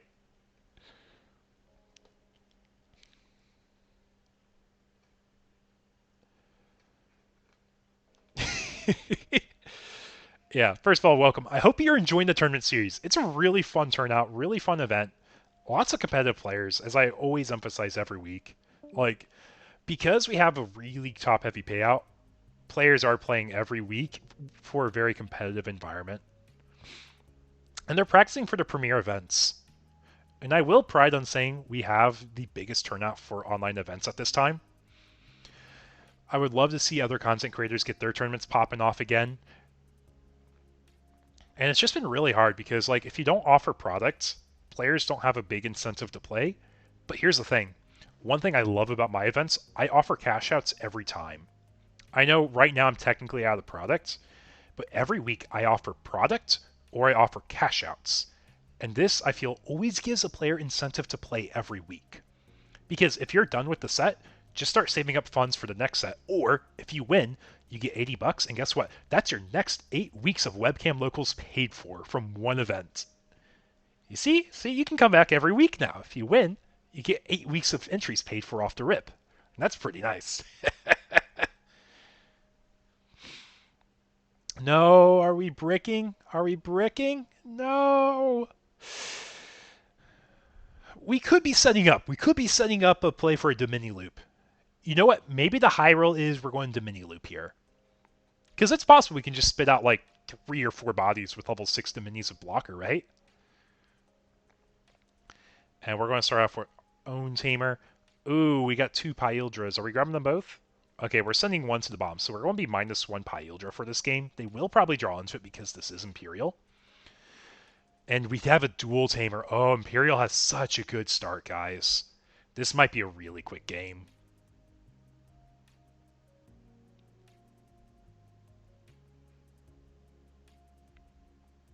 I wish we had a more reliable online client. I wanted to try doing stuff for free with the Risu Squirrel. So it's... Online events take time.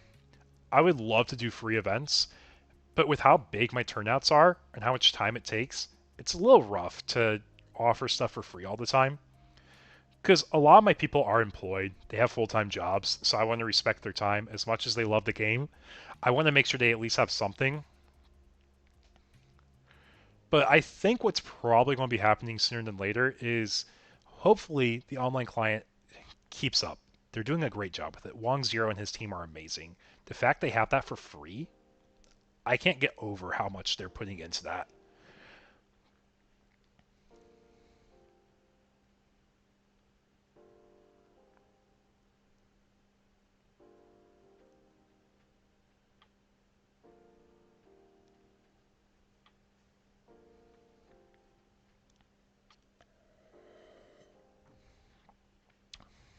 Look at that. Angelmon Ace actually matters here, folks.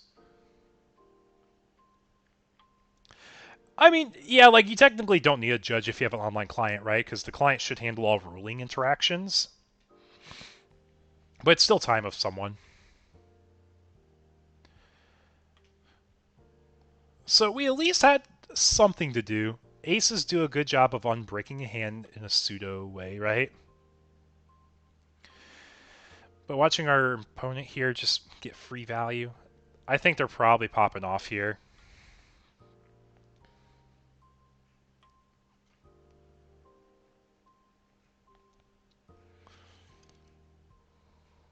Going into the old Star deck, Stingmon for 2. We got Elijahmon we can go into for 2. Now we can DNA our stacks. Got Pyildra for sure, because we watched him draw it. I'm going to strip that ace, overflow 3.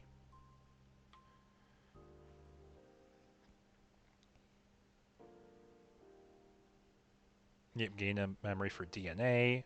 And tap into Tamer. Get 3 for the overflow.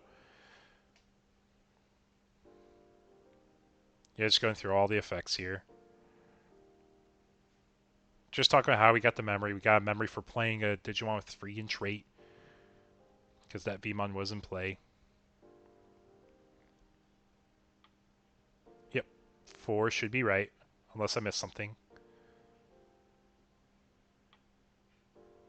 Because all level 5s overflow for 3.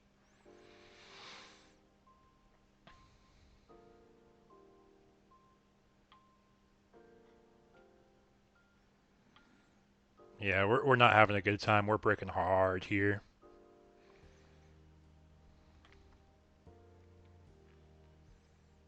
So what's our high roll in security? Free Tamers? I think that's our high roll.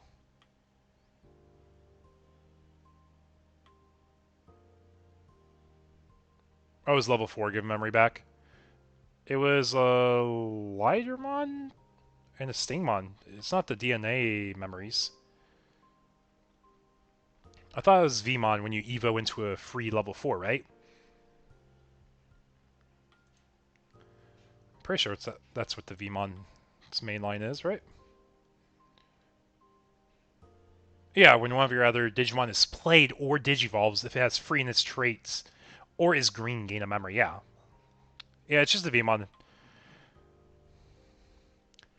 Yeah, we know there's no level 4 that gave memory. It was the rookie that gave the memory, and then the dual tamer that gave a memory too.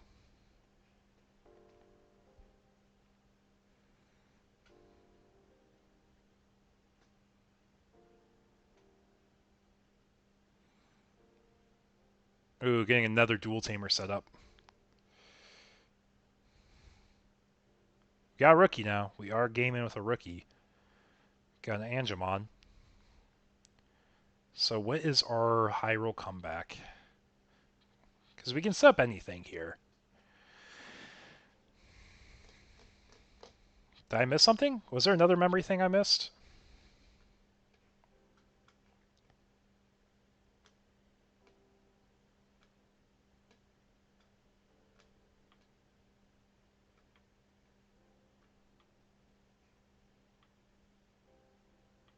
Oh, he was trying to gain an extra one than he should have. Is that what you're saying? Oh, okay. Gotcha. Hey, thanks for the sub, Kevin. I appreciate it. Welcome to the stream. I'm hoping you're having a good time here.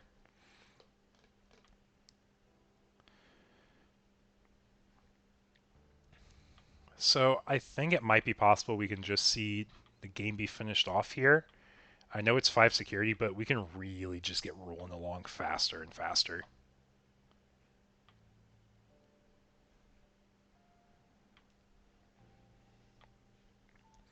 Yeah, free Wormon, free Vmon.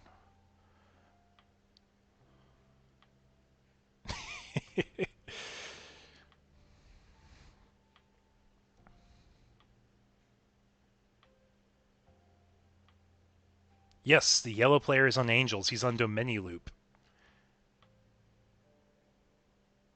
Yeah, I think it is too. It's kind of rough. he basically passed turn 1 with the Tamer, and then his turn 2 is Angie 8, or it was an ace into a Serafi, which is fine. It's not the worst in the world. I think it was an Angie ace. I honestly can't remember at this point. But anyone join the stream, welcome, welcome. 3.5 hours into our webcam locals, round 4. Both these players are undefeated. I think we'll probably see. So we have the memory to go into a DNA. We have an end of turn DNA. We can go +2 memory. We can go +3 on memory because we have the dual tamers. Oh, we're just going to redeem that now. I guess it makes sense. No reason not to. Oh yeah, especially if we're just playing tamer anyways.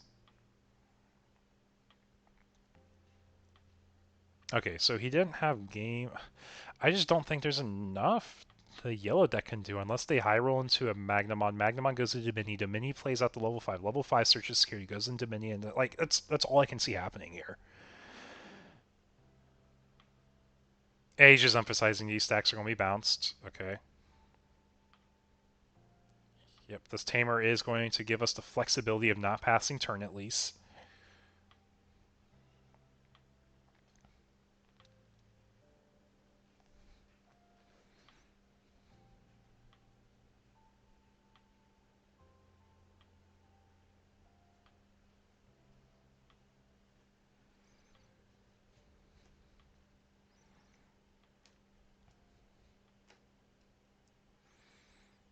Yeah, it is something you don't see. I like it because we were talking. You need 3 different pieces for Imperial to really like go off. So it helps you find any of those 3 pieces because they're all searchable from Uko. Revelation of Light. Okay, I like this.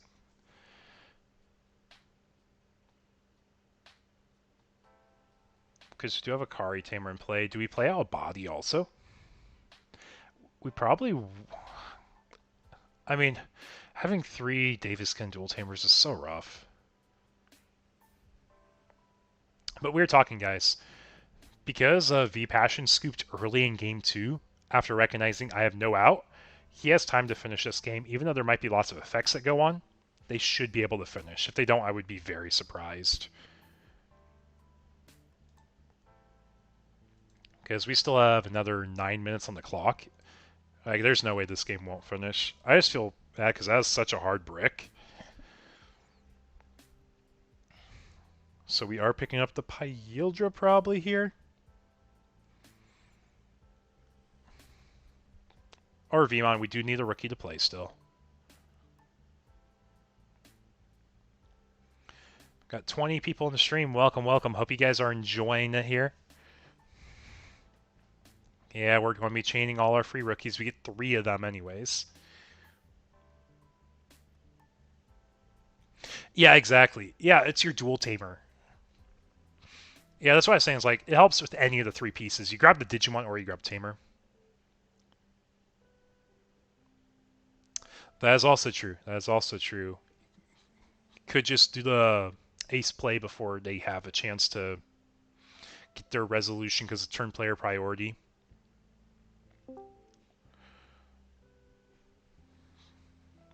Yeah, we're able to comfortably just do all of our lines here, though.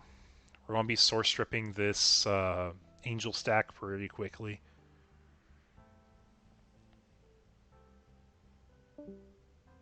Got blue, we got green. We know it's a DNA. We definitely have it in hand.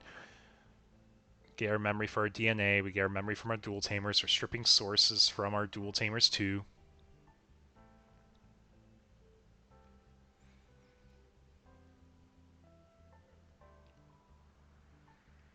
Yep, it's suspended also.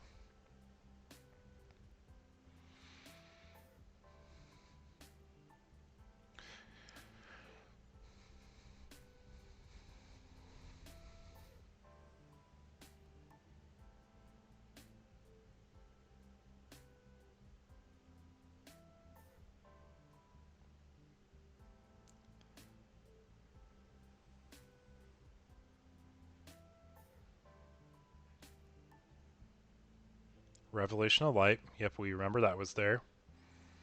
5k drain.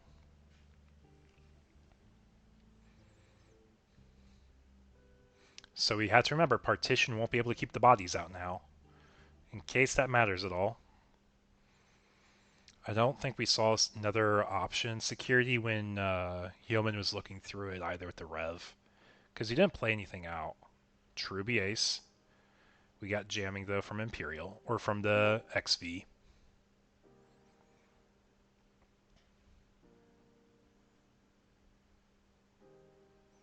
Yep, we're just going to spin it to the bottom.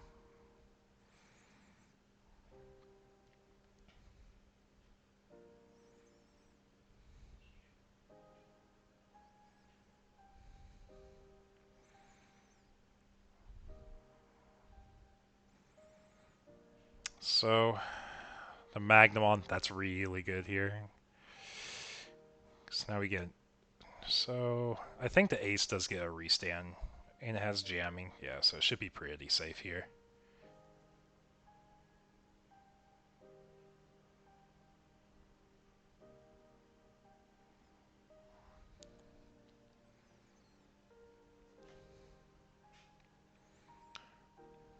Yep, Magnum swings. Restands from its all turns, and it doesn't really matter.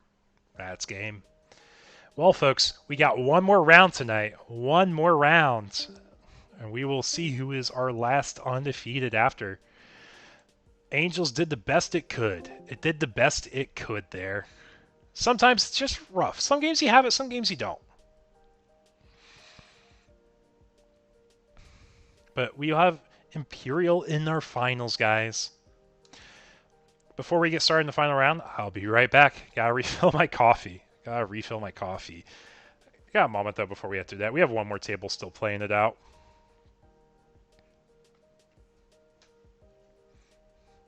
What did you think about that, guys? Was that at least a fun set to watch? Was it at least fun?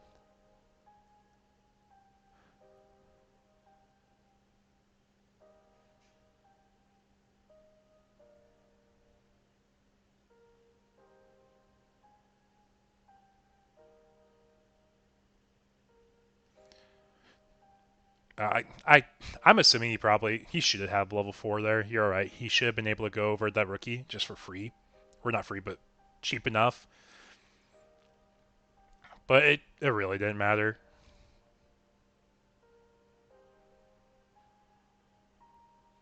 Coffee X Gaming. Yeah, I drink a lot of coffee.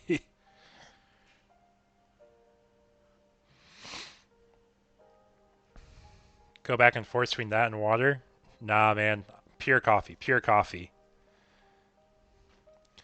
Here, let's go ahead and pull up this look. Okay, you guys see me? See me? Now you do. Boop. This is over here now. Okay, so round 4. We got 3 minutes, so we got one table still playing out. Table 13, it's all good. But anyways, so we have V Passion and X Bandit here. I know X Bandit, you're here in chat earlier. You're hoping it was a tie just to guarantee the win. You gotta earn it now, man. You gotta earn it. Excited to see such a big turnout. Like I said, 33 players is super fun to have. Also, I was talking to my judges, and I was making sure of this. I believe this week with Gen Con is our last regional or big premier event in the BT16 EX6 format, right, guys? Because if that's the case, guess what we got? Guess what we got? I can sneak peek this to y'all. Boom. You see that?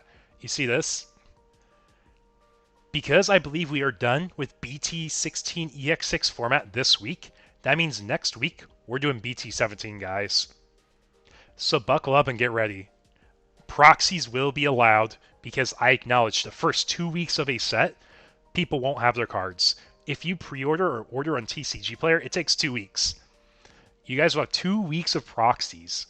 But next week we are using BT17 format to start preparing people for Card Fest.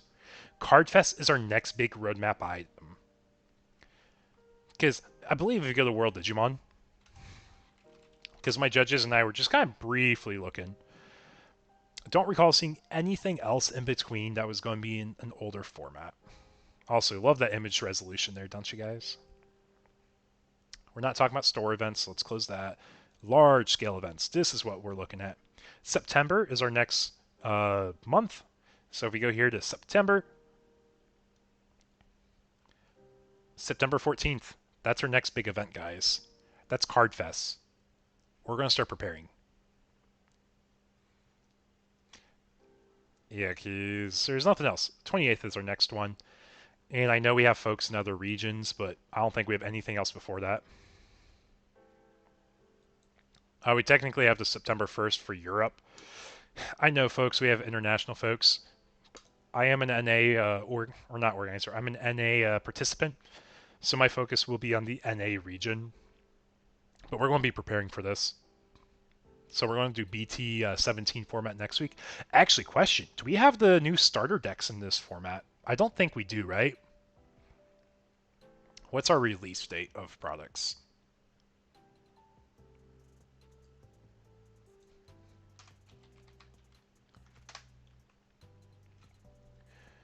September 13th for EX7 and SARS. Yeah, so we don't have to worry about that. We're just pure BT17 format. So yeah, so that's why we'll be there. That's why we'll be there. Okay, guys. Like I said, I'm going to be right back. We'll have our finals here in a moment. Because we got, what, like a few minutes? Oh, Eagle's Nest. Tonight's tournament is the ongoing one. Oh, we actually have it up now. So we'll have it up in just a second.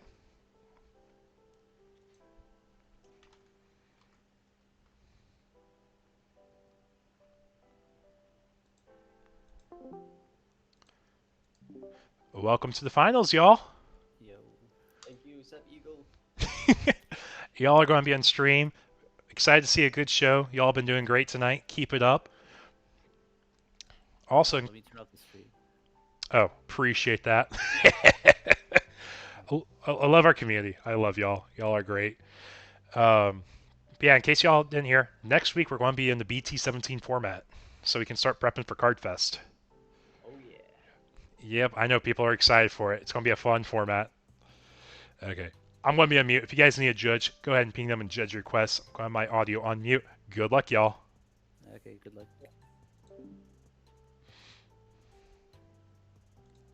Okay, you guys know I love talking. I can talk forever. So, this is our finals. At the top here, we have X Bandit 0. On the bottom, we got V Passion. We got our good old Mirage versus X Bandit. I believe X Bandit. Why am I totally blind? I believe he was on Mirage. Yeah, he was round 1 against Spence.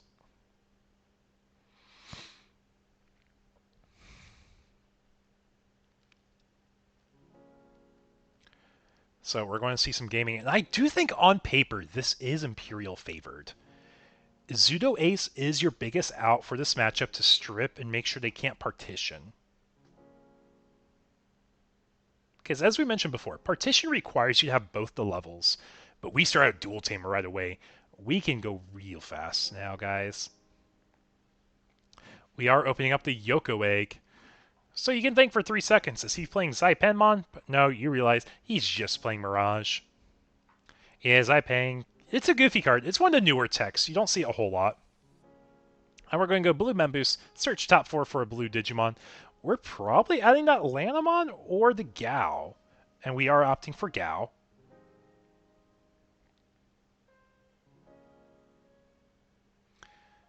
And then we're just going to the Galga in the back for 2. Leaving our opponent at 1, doing our best to choke, be memory efficient here. We can guarantee a level 5 and 6 this next turn, assuming they don't have a memory floodgate. I think there's a world we might just hide in back to guarantee setup. Yeah, we may not have all the pieces. Yes, that's probably... Oh my gosh. We got the Dual Tamer. Got the Dual Tamer, guys. And we got the level 4 and back. We are set up. We are ready to pop off next turn.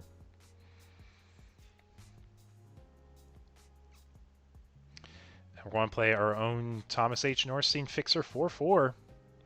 And opponent's turn, we bounce that Vmon back to hand, which is a goofy interaction because it could force our opponent to gain memory at the end of turn, whether they wanted or whether they had a way to bounce or not, because that rookie is going to hand on the turn. So Mirage's all turns effect could pop off.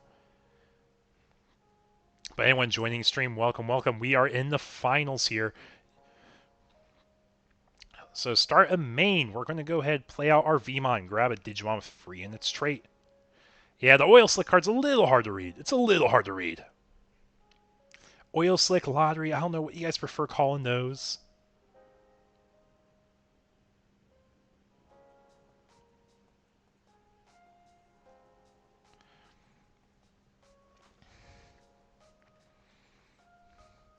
Yeah, we got a Worm on here. We're just going to play it for 3. Are we missing stuff still? I mean, I guess we do have end of turn DNA, so it doesn't matter as much. Oh, we also might be mindful of how many cards we're drawing. If we DNA with the different stacks. Okay. Elytra for 2. End of turn, DNA.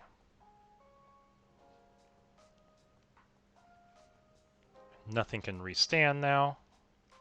Oh, and our opponent has 2, they get fixed to 3. It's probably just the most memory efficient play. Yep, and that Wormon will be bounced to hand at the end of turn. Oh no, that was the one he hard played. It was the Vmon that he played for free with the Dual Tamer. Got 9 cards in hand. That's such a dangerous number to be at.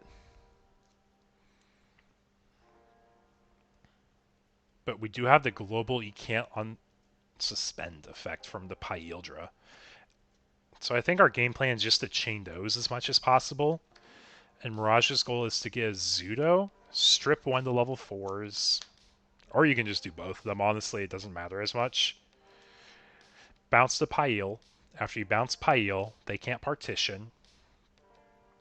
And you're not going to be swinging that turn. Or if you do, you just get 1 swing.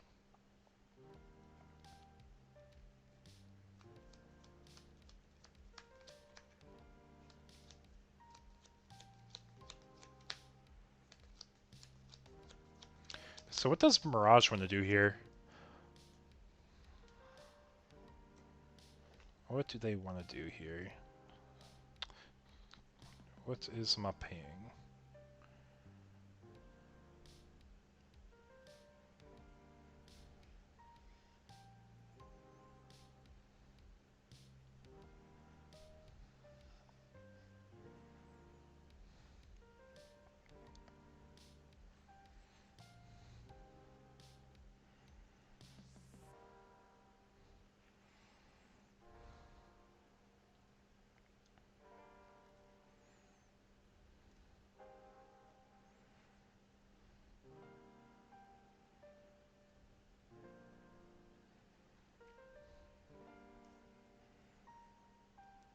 Times 3.33.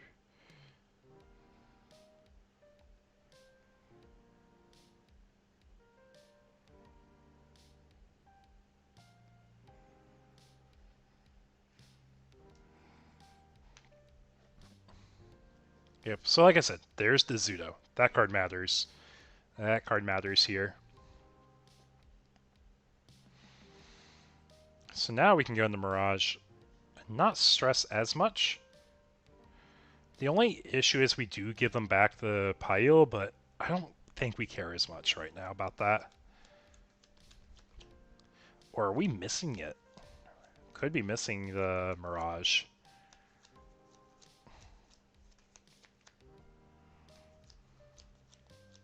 Oh, looks like we got it. Hit BT11 Mirage for 4. We're going to draw. We're going to bounce the pile. Going to count out like 12 cards in hand now. No partition activates. Yeah, I was telling you guys, that was the play we were looking for. That was the play we were looking for. So 11 cards. We gain 2. Choke them at 1. And all turns effect of Mirage is live. So I think a Mirage player is doing is pretty well. X-Bandito got the line he needed.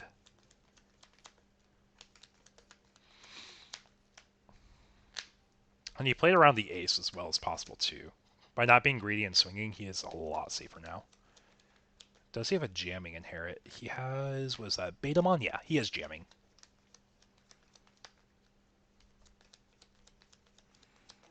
Yeah, opting to not use a start a main.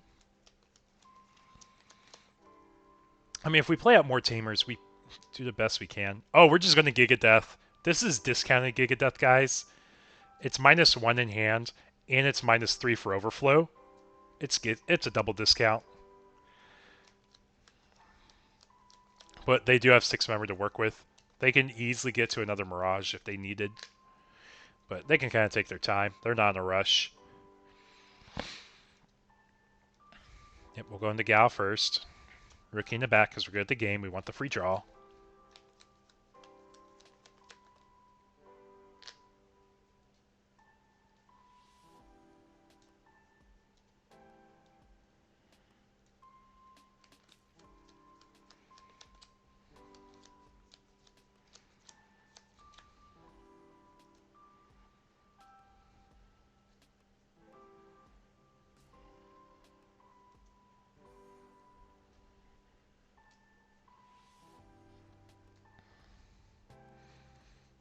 Let's see.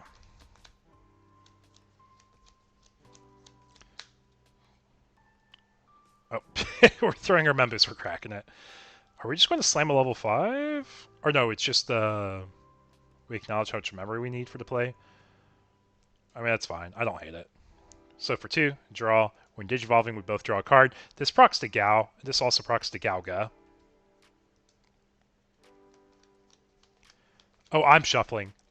I am really big on, like, fidgeting. Sorry, I didn't realize the audio was picking that up. Yeah, I'm just shuffling some Dawns.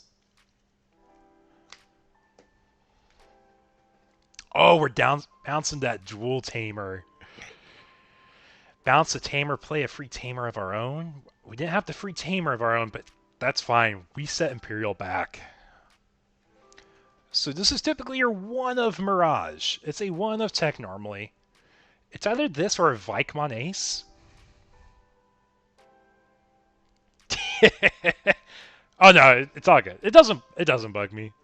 Yeah, you did call me out though. You did call me out.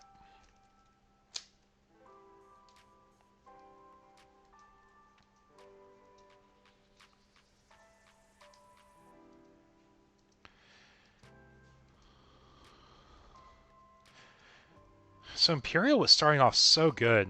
I think they did what they needed to. But now if we try doing a dual tamer, we just don't get the stick, right? Because it's all turns. It could proc again. Oh. Whoops, my bad, guys. My bad.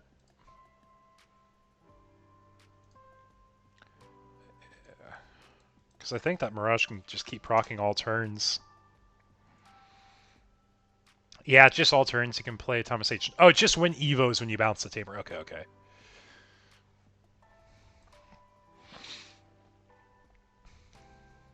Yep, getting our first security check-in of the game. Just a Wormon.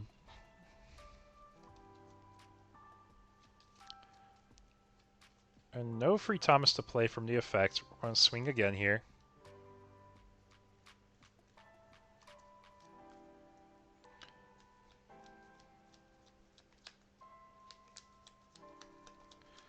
Blue members for 3, going to 1. The Zudo Ace, yeah, it's really good. You kind of need those for this matchup. So we're going to make sure it's on when we grab and we keep it towards the top. Then we'll just go into the gown rate. Yeah, that's fine. Choke him at 1. Doesn't matter.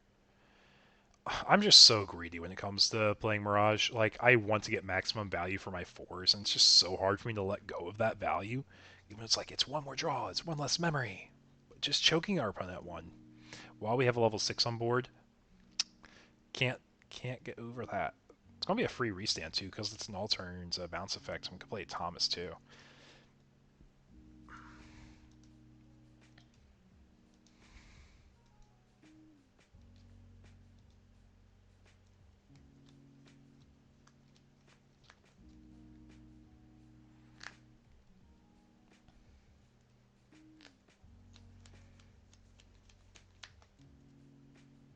Yep, so free rookie from the Tamer.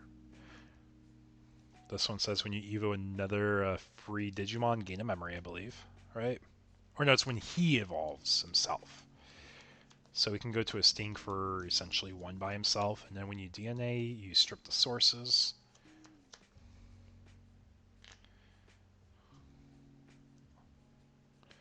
Yep, so we know the Pyil is in hand because we bounced it with the Mirage a few turns ago. BT11 Mirage did give him that. Now we're going to gain another memory. We have not drawn a card by effect yet.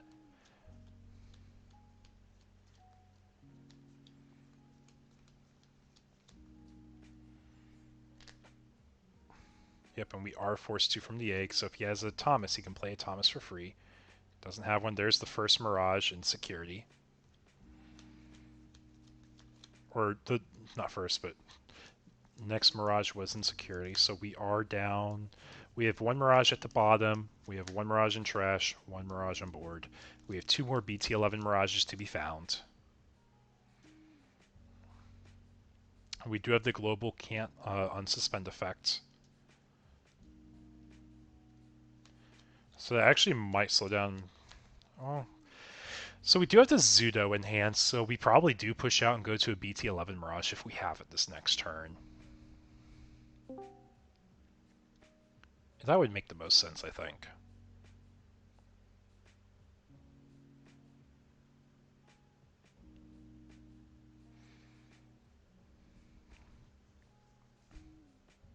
There's nothing to tap down.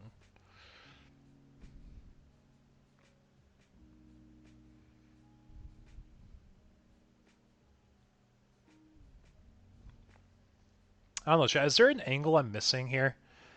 Like, who do we think's actually more favored in this matchup? Because I can see it going either way. Because there are different plays that matter.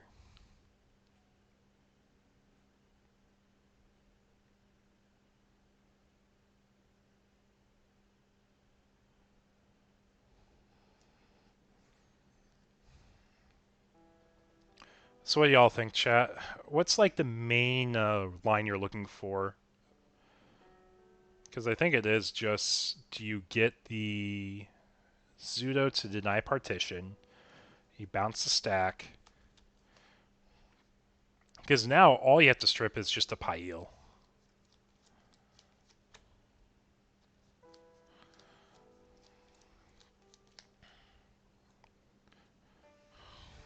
Gosh, it's so many cards. He gets refunded 4 memory off of Mirage, BT11. Let's look up a card. Yeah, it's all good, it's all good. If you can name a card, you can get a judge to tell you all the information. I told him it's fine if he needs to during the tournament. Sometimes it's just easier to look it up yourself, especially when you know what a card does or what the card is. And we can both see what he's doing in front of us. So I do not mind it.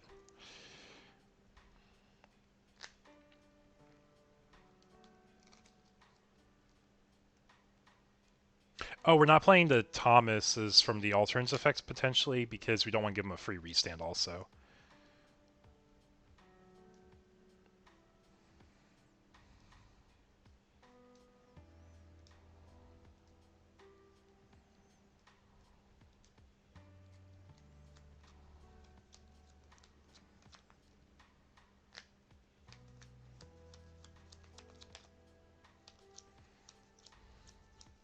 Yep, so like I said, Zudo Ace, we're stripping Pyildra. And we're stripping probably a jamming or piercing. That's fine. That makes sense too.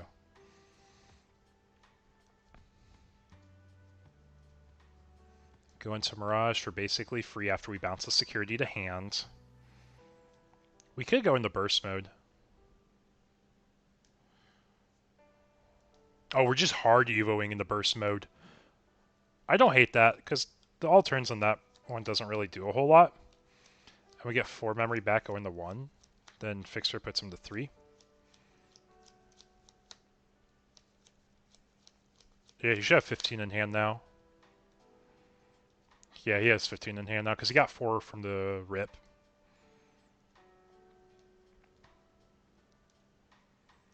Yep, on the dot. Now we're just going to play another mem boost. There we go. Now we'll pass turn. Now we'll pass turn. I like that. I like that a lot. Because like we said, the all turns doesn't matter in that Mirage. The burst mode, just being there, pretty nice. We're doing our best to bully the Imperial player.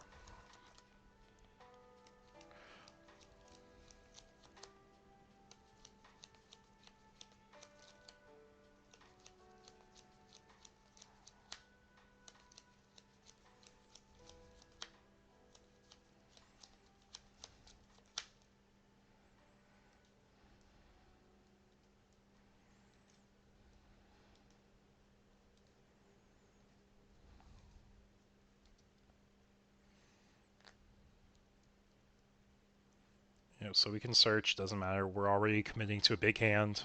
You don't have any memory gain at the second, so we're going to grab the cards we need. Well, it doesn't pass this turn.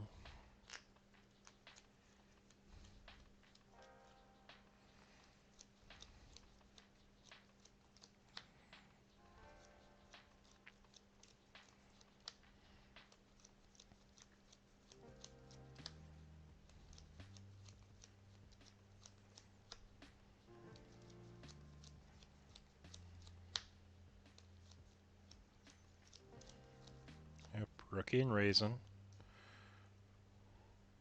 XV on field. Slam a level 4, end of turn DNA from Vmon.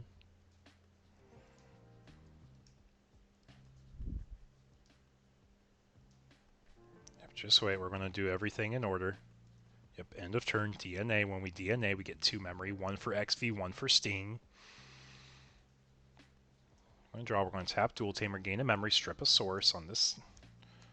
So we have just a burst mode on field, tap the Zudo, that's what he's called. I'm going to swing and restand against security, put the global effect on. So training. Are we going to crash in the Zudo, or are we trying to go for game? I think we're trying to go for game. It's a Thomas. On play, he draws.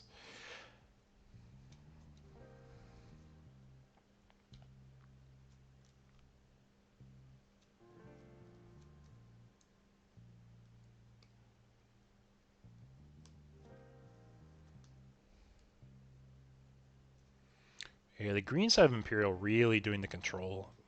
Super nice, but...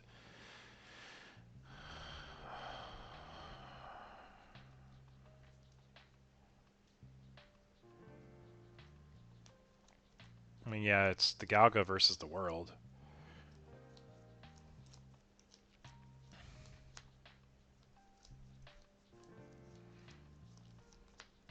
So BT11 Mirage bounces a security.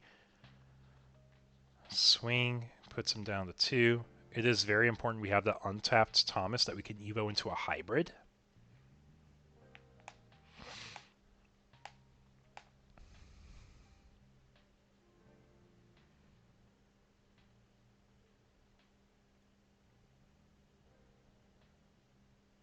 Because we got all the memory in the world to do a bunch of plays.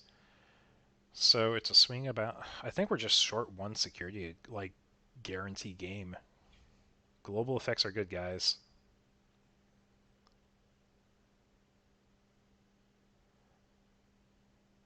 Yeah, it's tapped. That is different than being unable to suspend or unsuspend. Because that just means you can't go into double hybrid for game.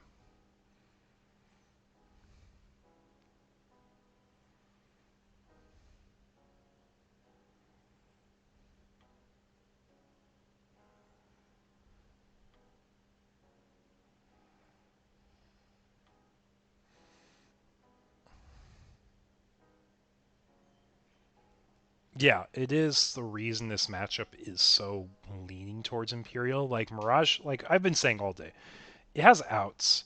I just don't know if it matters enough. Security gets bounced here. We get 5 memory back.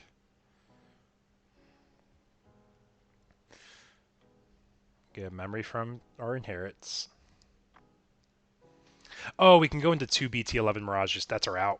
Go into a BT11 Mirage over Zudamon Ace, bounce on their security, swing with our first Mirage, go into a hybrid, go for game. That's our out. I just found it, guys. So he's looking for the Mirage first, because I believe he has... Yeah, burst mode's fine. It's a free cycle.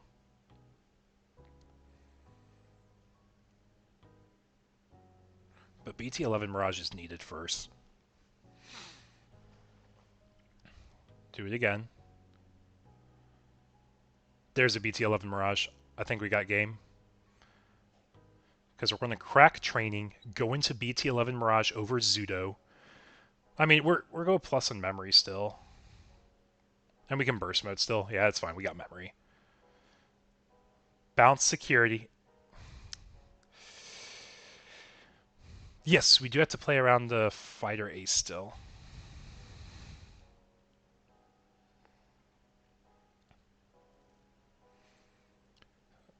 So we do need a burst evo here, returning the Thomas to hand. That is very important here. Yep, there we go. Bounce Imperial to hand. We don't care about partition.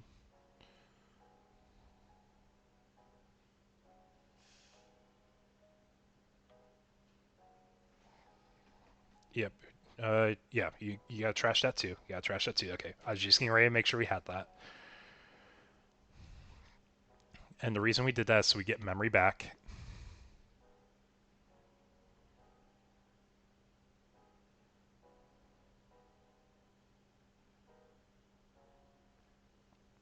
Now we swing Mirage.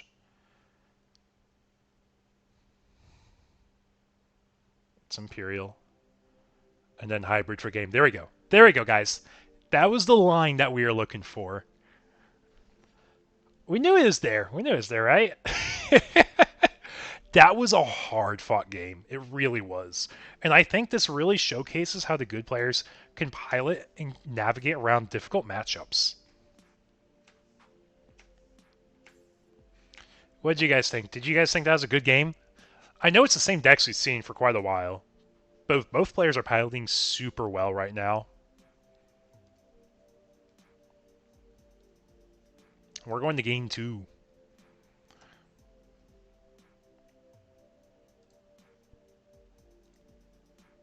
"20 minutes to go."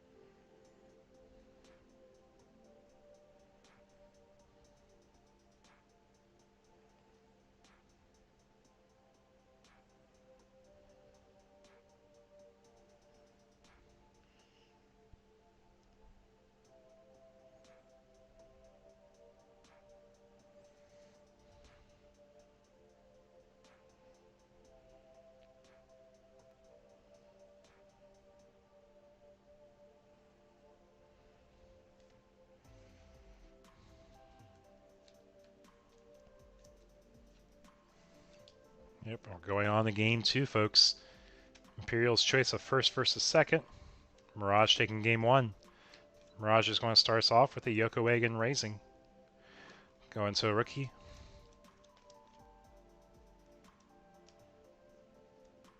And playing our fixer for 4.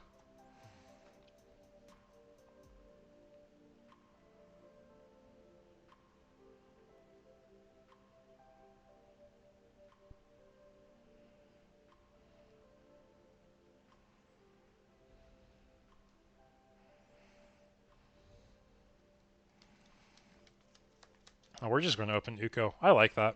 I like the Uko start.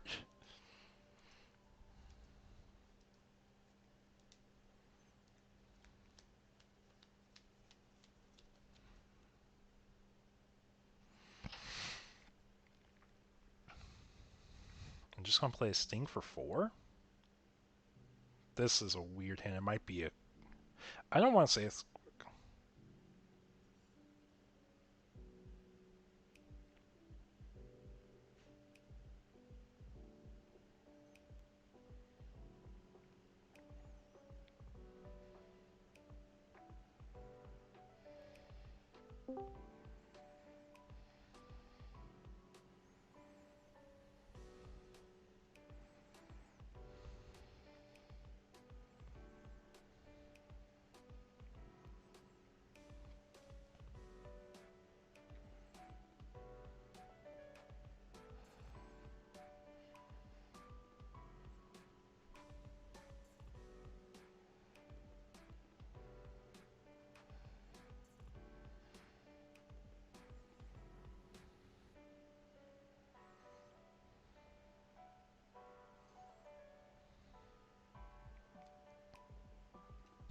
Revealing Death-X here.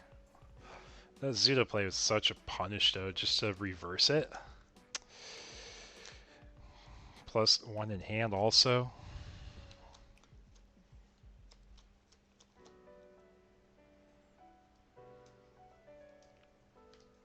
But anyone join the stream tonight, welcome, welcome. We are in the finals of our webcam locals. Got V Passion versus X Bandit 0.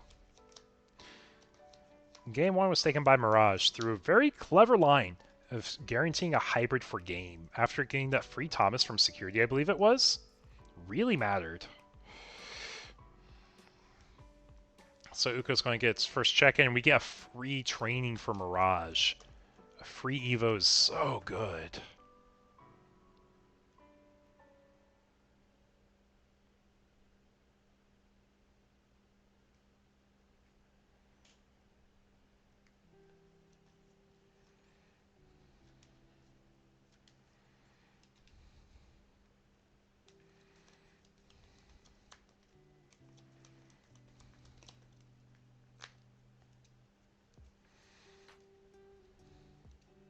Oh, because it's training the Uko live too. That's actually fun. I wasn't even thinking about that. I was like, why is the Uko on the field still? Oh yeah, training was checked. Lydra and Raising for 3. Ah. I guess it doesn't matter because they got a fixer, but feels gross. We can watch Mirage just really do Mirage things now. So, important question. How many cards are in your hand, sir? He says, got more than 8, so Burstman's going to get 2 checks if we start committing that way. Which, honestly, I wouldn't blame them. I think it's fine. Yep, start with the free rookie and Raising.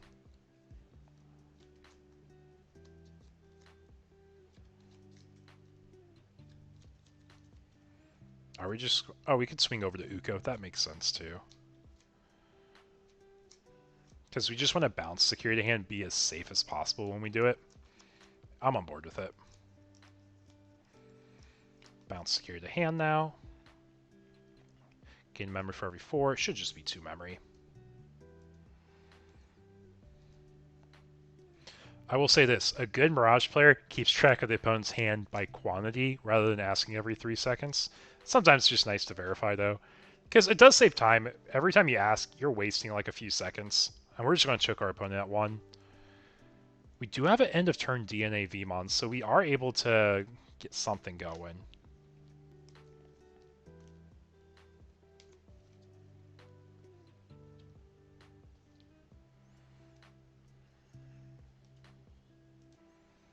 Blue and green.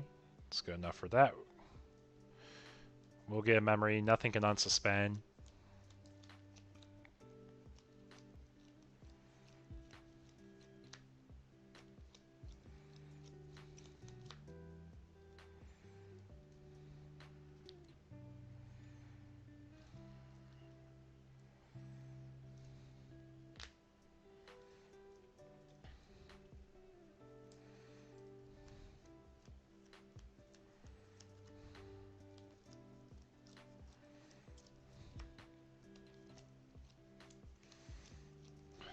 Already being down against our opponent, 3 security is so nice.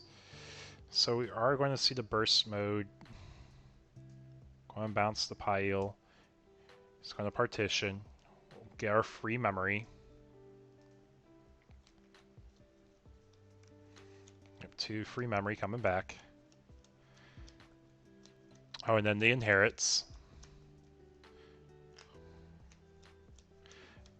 The burst mode's really just Hammer Spark in disguise, right, guys? Restricted Mac Gao, bouncing 1 to stacks back to hand. or one of the guys back to hand, so we're maximizing cards in opponent's hand.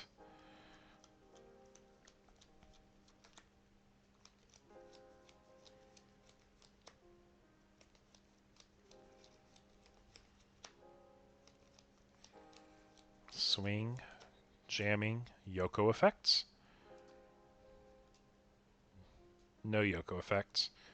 Jams through that, thanks to level 4.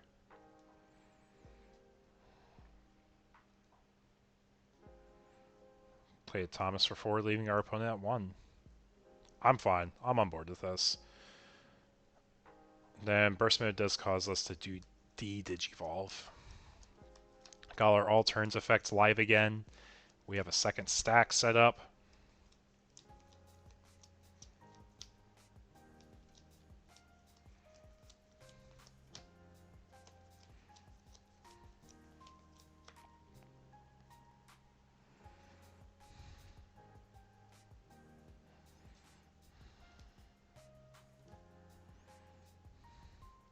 There's just so many cards in hand. I don't know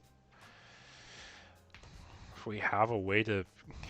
I think Mirage can close out now, guys, right? Should be a really safe turn. Assuming we have another Mirage in our hand, we can get the ESS to restand with, like, no issue.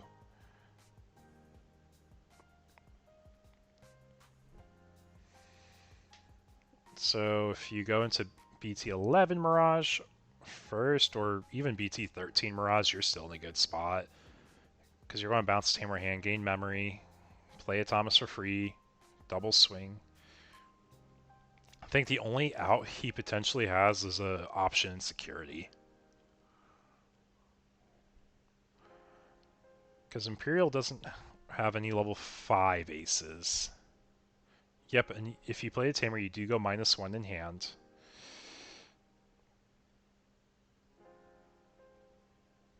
Yep, so we're going to go ahead and bounce the Tamer in hand.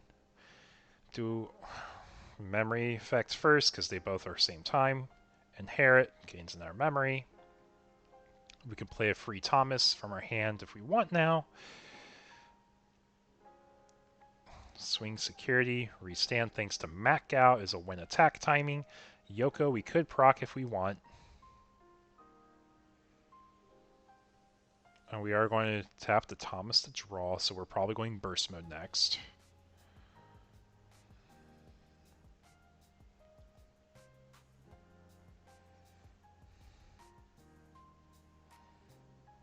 Yeah, or that. It's game. That being said, guys, that is the conclusion of our webcam locals. X Bandit 0 taking it with Imperial, with Mirage. That being said, thank you so much for joining the stream tonight, guys.